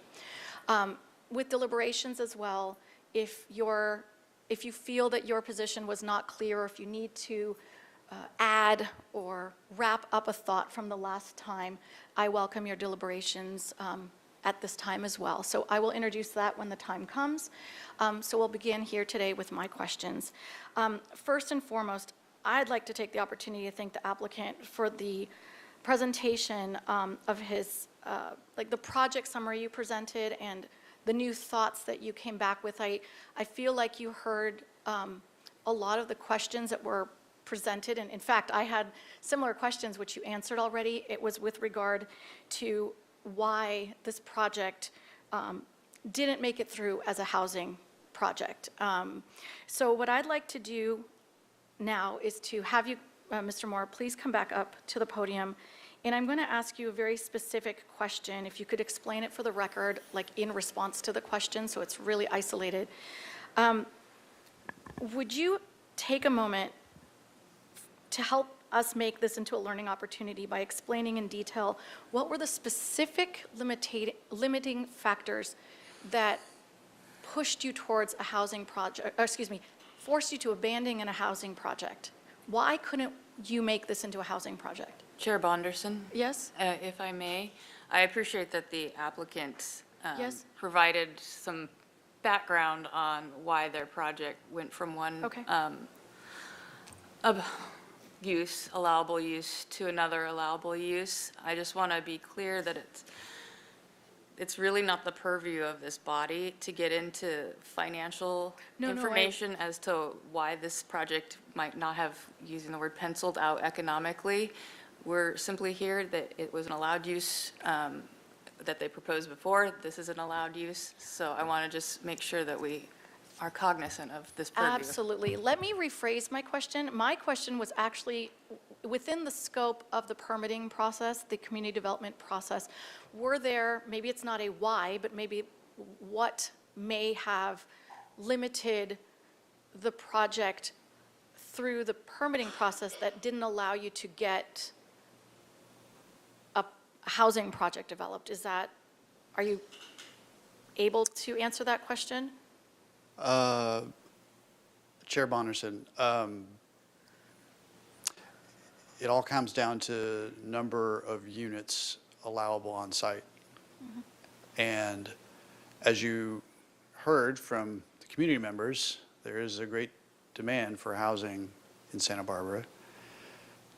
Unfortunately, the current zoning for AUD projects did not allow for sufficient density on this parcel, including all the other parcels that were assembled and encumbered, essentially, to make the project feasible. Thank you. And so that does have to do with, No, it actually makes sense. It's a density issue that you faced to get what you needed to get to make the project work. That's what I heard. Is that correct? Yes. It's a density issue. Okay. And then my other questions were actually asked during your, were actually answered during your presentation. I sincerely appreciate you covering sort of a summary of bullet points to return to us with. And I want to open the floor back up to my colleagues. I see Commissioner DeLuccio waiting. Go right ahead. Okay, I have a procedural question also. And the chair made a comment. I was the one that made the motion to continue until we had a full commission. At the time, was that an appropriate motion to make? Chair Bonderson, Commissioner DeLuccio, generally, we shouldn't be requiring full board because of the Permit Streamlining Acts. However, we do take that into consideration, and we, as a request, if we can accommodate it, we tried to accommodate it, and in this case, we couldn't. And the reason I made that was we had 6 commissioners, and I had the sense, I don't talk to my other commissioners about how they're going to vote. I had the sense that we weren't going to come to a consensus, and that's why I continued it until we had a full body, because the full body is 7 commissioners. We do have 5 commissioners here today, so there is a possibility that we can come to some consensus either way on this project. So I just wanted to throw that out. I'm fine with how we're proceeding on this. I am going to ask another question. One of the callers mentioned, we have the Streamlining Act here, and that's why you need a decision by October 12th. And I guess, obviously, the Streamlining Act falls under commercial and the hotels as well as housing, correct? The callers mentioned that it did not fall under a hotel, and I don't believe that's correct. Ms. DeBusk? I'm sorry, can you repeat the? The Streamlining Act, we have to make a decision by October 12th because of the Streamlining Act, is that correct? I have to pull up the original staff Yeah, report well, to that's what it confirm, but I says. believe, if that's Yeah. what it says, then yes, Yeah, that it is says the that they date. filed the application on July 12th, I think, and so you have 90 days, and we have to make a decision by October 12th. And so this does fall under the Streamlining Act. A caller mentioned that a hotel did not fall under it, but it, That is correct. Okay. That Permit Streamlining Okay. Act applies to any project. okay. Further, another question.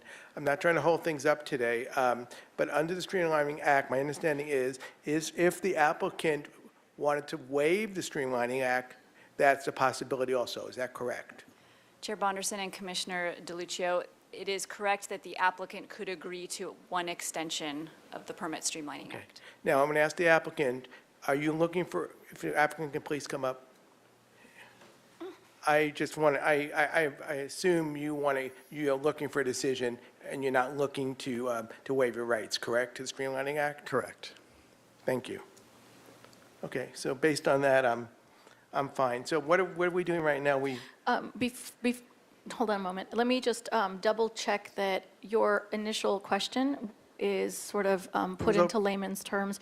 Your concern for your motion last time was because it was an even number and you were concerned it might turn into a 3-3, which would deny the project. Exactly, that was so that's why I'm fine proceeding. I'm not, Because we have an odd number and no matter what happens, it can't be a tie. Yes. That's your main, that was your main concern. yes, which that's been resolved. I also wanted to just find out the applicant's thought on the Of course. Streamlining Act and clarify for everybody here about the Streamlining Act. So, I think that's also an important issue to make clear to our public. The reason that we did something quite out of the ordinary was to make sure that the project wasn't forced into a denial if it were tied, that it was a fair Yeah. review. I think that's important to hear. Thank you. thank you. Now, let me ask you, what else are you asking for us right now? No, just that. If you do have any other questions on new materials that may have been presented today, I have no further questions, and I think I said how I felt last time, so you're not looking for us to reiterate what we yeah, said. let's go through the questions and I'll bring you back to if you need anything additional to deliberate on. Thank you. Thank you. Next, we have Commissioner Boss, please. Thank you, Madam Chair. Just a couple of questions first for the applicant and then for staff. I also want to appreciate, as Chair Bonderson mentioned, the additional background and the steps that you've taken since 2019. That was something we asked about a few weeks ago, so thank you for putting it in writing for us and giving us more context. Going back to 2020, you brought forward a really much-needed housing project, and you received favorable comments from a number of different bodies, from the public about housing and from the planning commissioners. And then when you returned, you received maybe not as many positive comments from the public and from the commissioners. So I'm curious if you can tell us the changes that you've made to the project, to the proposed project in direct response to the comments 2020 a few weeks ago, and if you're considering any changes after today. Chair Bonderson and Commissioner Boss, we have not made any changes to the proposed project at this time. The reasoning is the same as what I presented. That is why we are here today with a hotel project. Thank you. One more question. Can you tell me how you define the principles of sound community planning? Chair Bonderson, Commissioner Boss, that is actually my job, is to, as a city attorney, is to interpret our ordinances. And so for us, we interpret it as a project that complies with our general plan policies and which we implement through our zoning code, which council sets the policies and procedures that they think are compliant with the general plan. Thank you. That's it for questions for you. Thank you. A couple of questions for staff. I had the same question, so you just answered that. Thank you. For staff also, can you tell us where in the general plan hotels are prioritized over housing?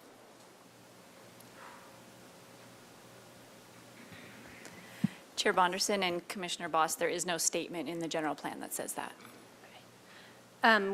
Do you know offhand how many times our general plan prioritizes affordable or workforce housing over all other development? Chair Bonderson and Commissioner Boss, there are a couple of policies that do prioritize affordable housing. Thank you.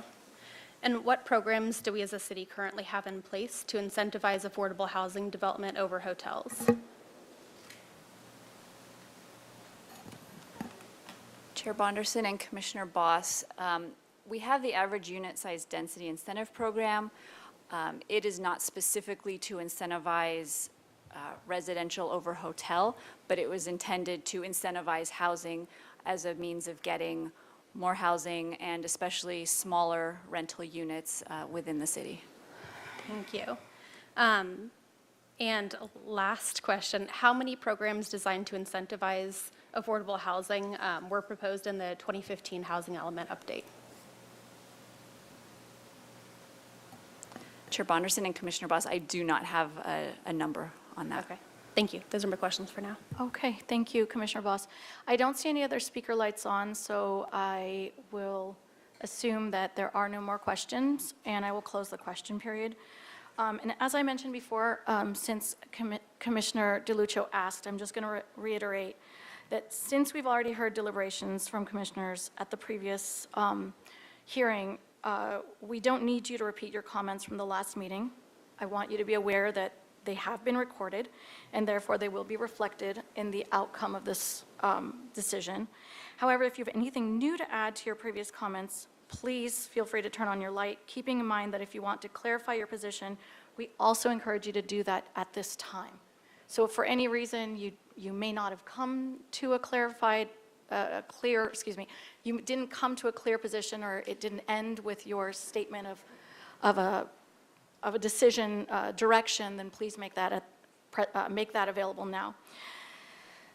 Okay, so I'm going to go ahead and begin to wrap up the seven deliberations now. And I just want to say that, as you all know, I was on the commission back in September 2020 when Mr. Moore, with the same property owner, came forth with a mixed-use housing project that was unanimously supported by the Planning Commission. We shouldn't even be here today facing another hotel application that clearly highlights the underlying issue. What is that issue? The city policies that prioritize more housing development over rental housing development. And this issue falls squarely within the City Council's authority and responsibility. It's a tragedy that a beautiful, designed, and supportable project in downtown, previously approved by the PC, is now not a constructed, occupied rental housing development. Here we are, 3 years later, and our policies and permitting process are so obstructive that our housing projects come back as hotels. Nobody should be surprised that a supportable rental housing application was withdrawn, and in its place, yet another hotel application is before us. Santa Barbara does not have a deficit of hotels. We have a rental housing inventory crisis. And as a planning commission, our hands are tied because the council has not incentivized new rental housing projects. Let's be crystal clear here. It's much easier to get a hotel project approved than a new rental housing project.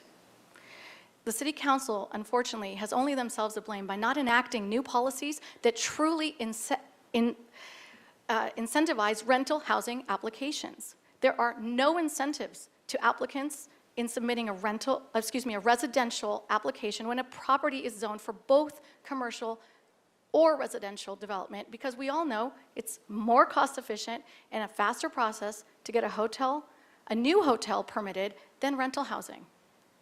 As a city, it's our fault that an applicant withdraws a housing project and then returns with a hotel on the same property because they were simply unable to make it work any other way. And this current situation that we are in could have been avoided. We're long overdue. This year alone, we've seen a handful of applications come before us at the Planning Commission that are properties zoned for residential and commercial, just like this application here today before us. But our city incents commercial over housing, so those applications have all been for new hotels. It's an unfair burden that has been placed on the Planning Commission to make these decisions when only the City Council can change these policies.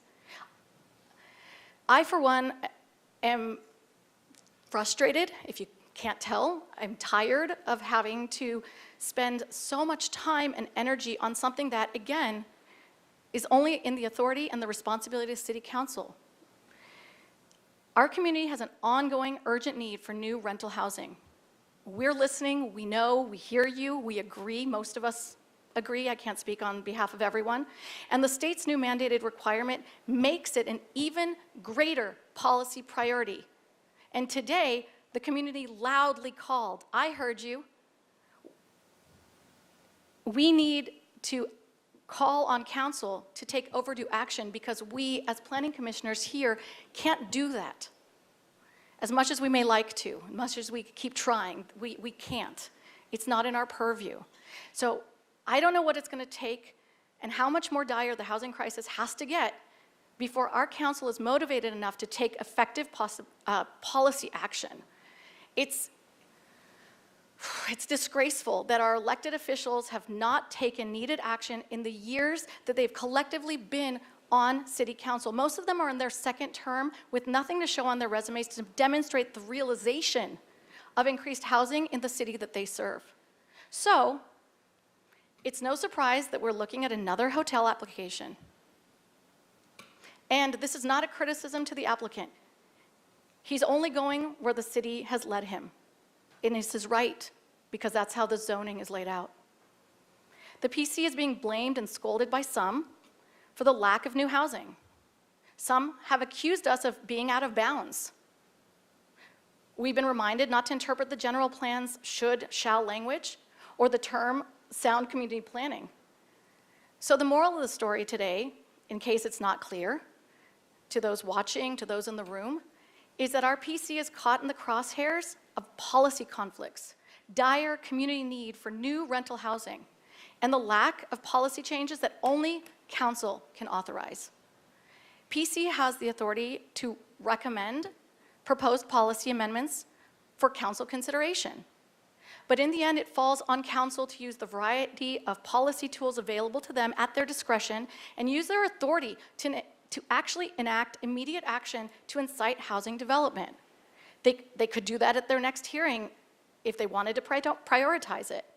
And the bottom line is that it's up to them to decide whether to direct staff to create policies to truly incent approval and production of new rental housing. Planning Commission, we can't do it, and staff can't do it. So if any of my colleagues would like to have one-on-one conversations with council members to help move forward new policies and permitting processes to actually promote new housing, then I'd encourage that. And I'd also encourage our public commenters to go again and present again your very sympathetic cry for urgent action for more housing. Though I'm a strong advocate for housing, this project needs to leave Planning Commission today. It needs to follow its legitimate course through the community development process. The council has left us with no choice than to support this application because it complies with all city requirements. And when the time comes, I'd like to offer a motion to approve this project. So with that, I will open up that concludes the 7 deliberations, and I will open this project up to my fellow commissioners. You are going to have time to add anything you'd like to add. I will start with Commissioner Wiscombe, please. Thank you, Madam Chair. I look at this very differently. First of all, I'm going to go back to something, forgive me, but I will go back to something that I've said several times. Our general plan policies talk about additional affordable housing. This project downtown, this is the most expensive land, it's the most expensive location, and it's not going to produce the kind of affordable housing that everyone in this room and everyone that spoke online talked about today. That's where our housing crisis is. Now, we have done some steps to solve that. We have the Carrillo commuter lot that is being turned over to affordable housing. We have a couple other projects that we've reviewed in recently in that same area that will produce affordable housing. We have an ordinance committee of our city council consisting of 3 council members who just Tuesday at an ordinance meeting forwarded to the finance committee an affordable, it's called the City of Santa Barbara Local Housing Trust Fund. It provides for, it's going to provide for affordable housing in the city of Santa Barbara. The state contributes $56 million a year in grants to affordable housing. And once we have a trust fund established, we will have an opportunity to get grants per project on up to $5 million per project. So we are making steps to do that. And I want to take a moment to thank the applicant for presenting your plans for a substantial investment in our downtown. And it is. It's a substantial investment in our downtown.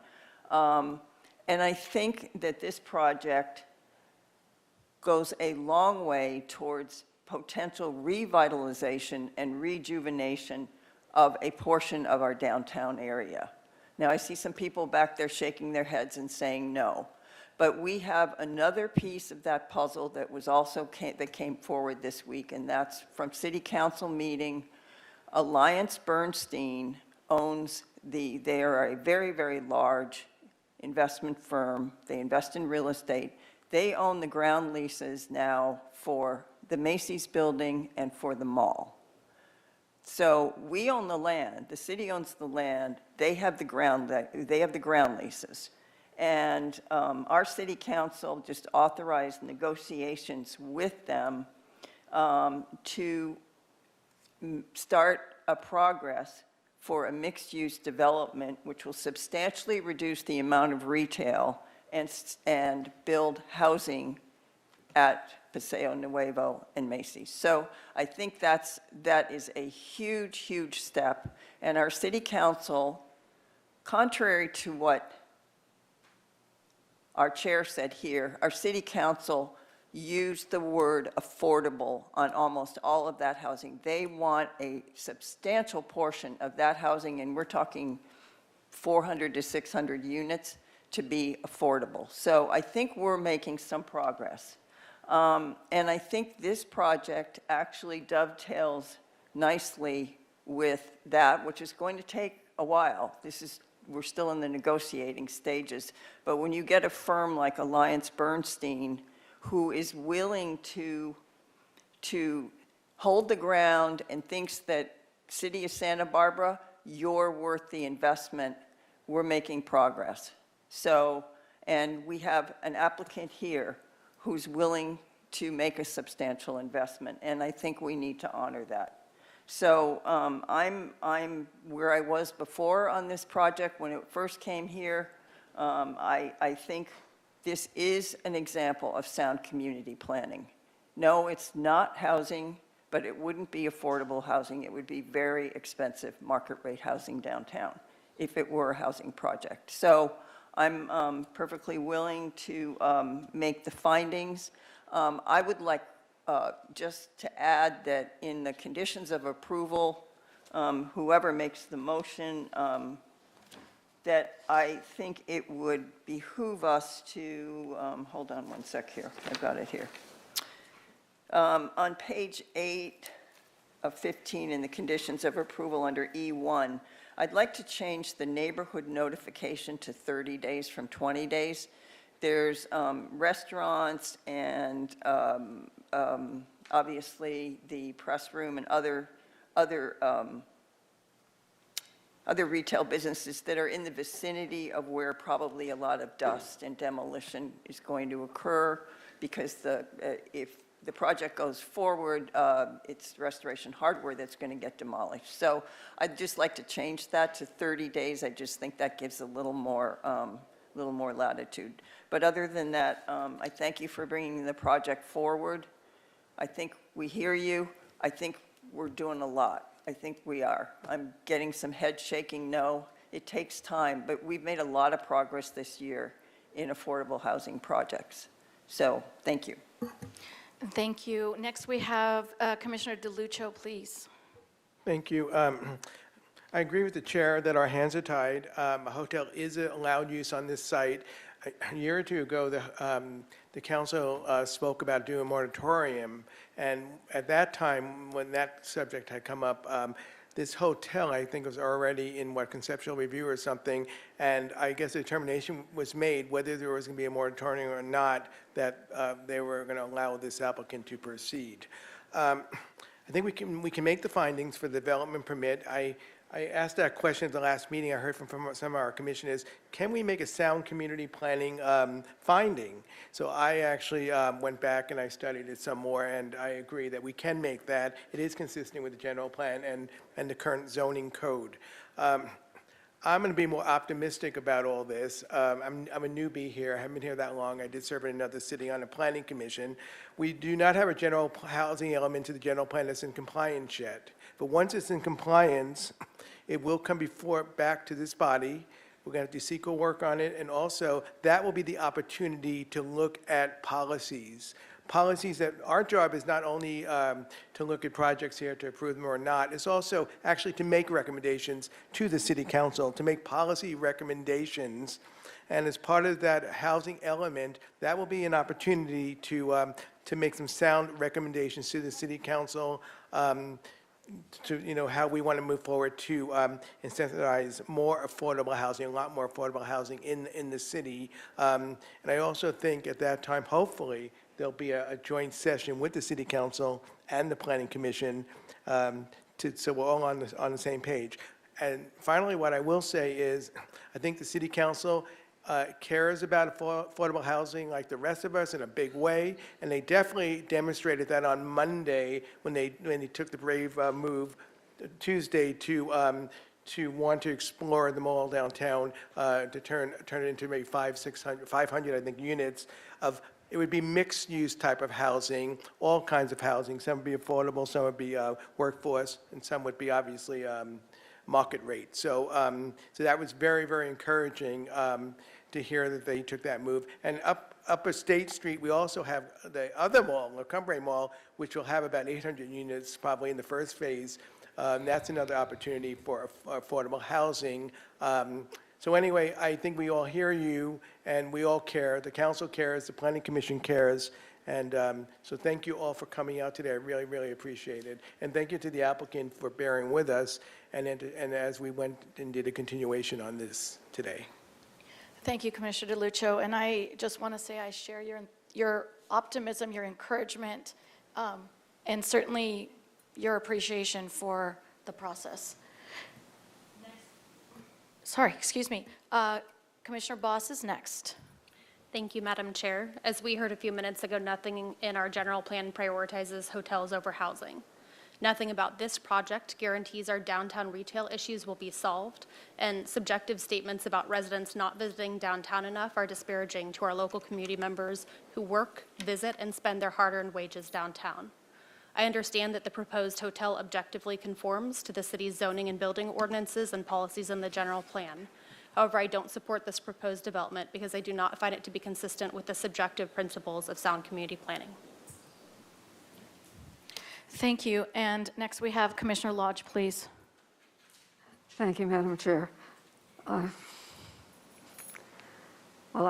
Those of you that saw the first hearing know that I was dismayed when I heard this was becoming a hotel project rather than housing.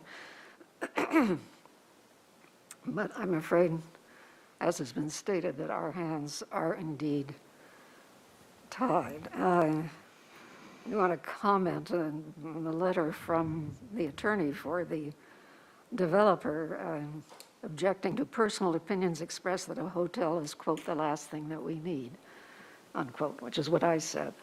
And all we have to do is look at our housing element to see that, and the state's demands to see factually what Santa Barbara needs, and it's housing, particularly affordable housing.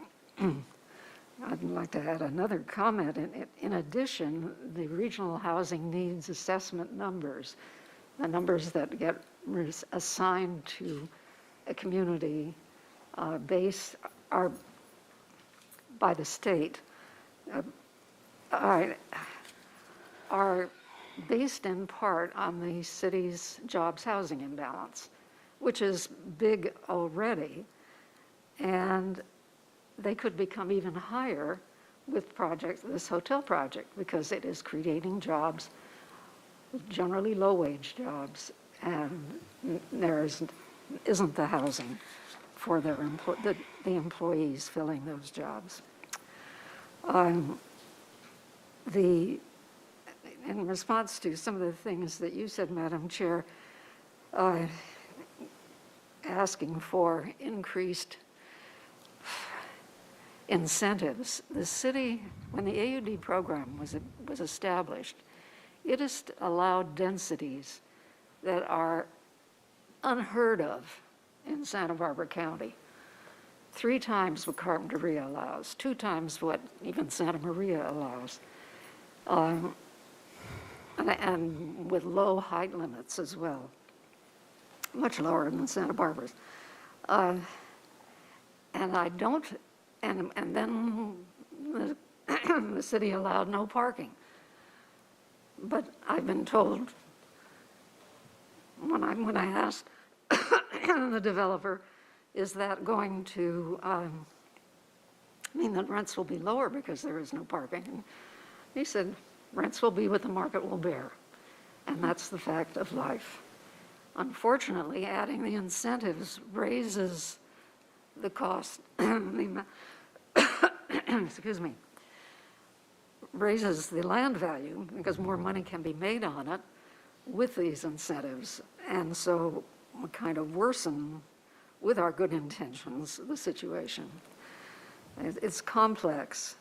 Oh, and last time people said, the council voted on a housing moratorium, and it didn't pass. It was before them, but it didn't, a majority of the council was for it. It was just that it was presented as an emergency ordinance, and that required a supermajority. So I want to thank all the people who spoke so eloquently about the need for housing, but it is affordable housing that's needed, and we're not getting it with what we've done. And I think the only way we're going to get affordable housing is through subsidized housing, and I'm glad to hear that the Housing Trust Fund went forward at least, so it's a beginning for a funding source for such housing by the city. So I'll be voting to approve the project most unwillingly. Thank you, Commissioner Lodge. So with that, I'd like to offer a motion to approve this project today, making the findings from the staff report subject to the conditions of approval. I also appreciate Commissioner Wiscom's suggestion to increase the 20 days to 30 days for the neighborhood notification. Is there any other? I'll second it. Thank you very much, Commissioner Wiscom. Are there any discussions or comments on the motion? I See none. So that takes us to Mrs. Sparza. Would you please go ahead and do a roll call vote for us? Thank you, Chair Bonderson. I'll take a roll call vote. Commissioner Lodge? Yes. Commissioner Wiscombe? Yes. Commissioner Boss? No. Commissioner DeLuccio? Yes. And Chair Bonderson? Yes. And Commissioner Boss, a motion passes 4-1. And Commissioner Boss, can you please state your reasons for no? Yes, I do not find it to be consistent with the subjective principles of sound community planning, so I cannot find a community benefit of a hotel over housing. And I agree with one of our commenters today that this project is a radical insult, given the bait and switch from housing, which included some affordable housing, to hotel. Did you get what you needed, Mrs. Sparza? Okay, thank you. And before we close this, I just want to make sure that I conclude by thanking our public commenters. I also want to perhaps identify the fact that there seems to be a disconnect right now between what's happening in different areas, maybe even behind the scenes, that causes some of the confusion. And please know that that happens for all of us as well. It's exciting to hear that on Tuesday, just Tuesday that's passed, the 19th, that the council got to speak about Paseo Nuevo and the potential for new housing. If that information was available to us just a few weeks ago, perhaps this project wouldn't have been continued. And one day in the future, we know that those types of projects take time, and hopefully it'll make it through in its first round of efforts. But if one day that property, the Paseo Nuevo, becomes housing, it'll be very welcomed to have a hotel across the street for guests of people who live in that housing area. But we won't know that until it happens, and hopefully the disconnect will improve over time and we'll all be able to work together cohesively. So thank you for being here, and have, thank you. You can just hold on, I'm not done. Thank you. So I just want to conclude by saying thank you to each and every public speaker, every community member who reminds us that we need our housing increased, and hopefully our council members will listen to this hearing. I think it was a very important hearing for all of us. To the applicant, to the property owner, please don't forget you have a 10-day appeal period on this project, and that will conclude this item. Thank you for being here. Thank you for coming back. That moves our agenda into item number 4, into the last item, which is our administrative agenda. And I will start, as always, with Commissioner Boss, who's in charge of our staff hearing officer liaison reports. Do you have anything to share with us today? Apologies, I wasn't able to watch the most recent meeting, so no report today. No problem at all. We'll look forward to it next time. And now I'll open it up to any other committee and liaison reports. Commissioner Boss, did you have a different item to talk about? I did for the earthquake meeting. Sorry if I'm stealing this from you. Mark off all of June 2025 for celebrations for the 1925 Observance. Sorry, not Not celebrations. Observance centenary. But they'll plan to have a number of different events throughout the month of June in 2025. The 100th anniversary of the 1925 earthquake. Yes. Which we're not celebrating, we're commemorating. We're observing. Commemorating, yes. All right, and does that conclude your liaison reports? Awesome, thank you. And next we have Commissioner Wiscombe. Thank you. I mentioned it during the deliberations on the last one, but I just wanted to go back and back when former Commissioner Escobedo was on the Planning Commission, and I worked with staff on the draft housing element, and one of the things that we were very adamant about was the Affordable Housing Trust Fund. And the first time it came to ordinance some months ago, it was not a trust fund. And so ordinance sent it back, and staff worked on it, and it now went back to ordinance on Tuesday as the City of Santa Barbara Local Housing Trust Fund. And being a trust fund, there are certain conditions to it, which I'm happy to go over with anyone that wants to know what they are. But once Housing and Community Development in the state approves us as a trust fund, we have the ability to get matching grants from $500,000 to $5 million per project a year. The applications go, I think the grant applications go out in the spring. And Housing and Community Development in the state has awarded in 2021 and 2022 each year $56 million. And in 2022, they awarded 18 jurisdictions and an average award of $3.15 million.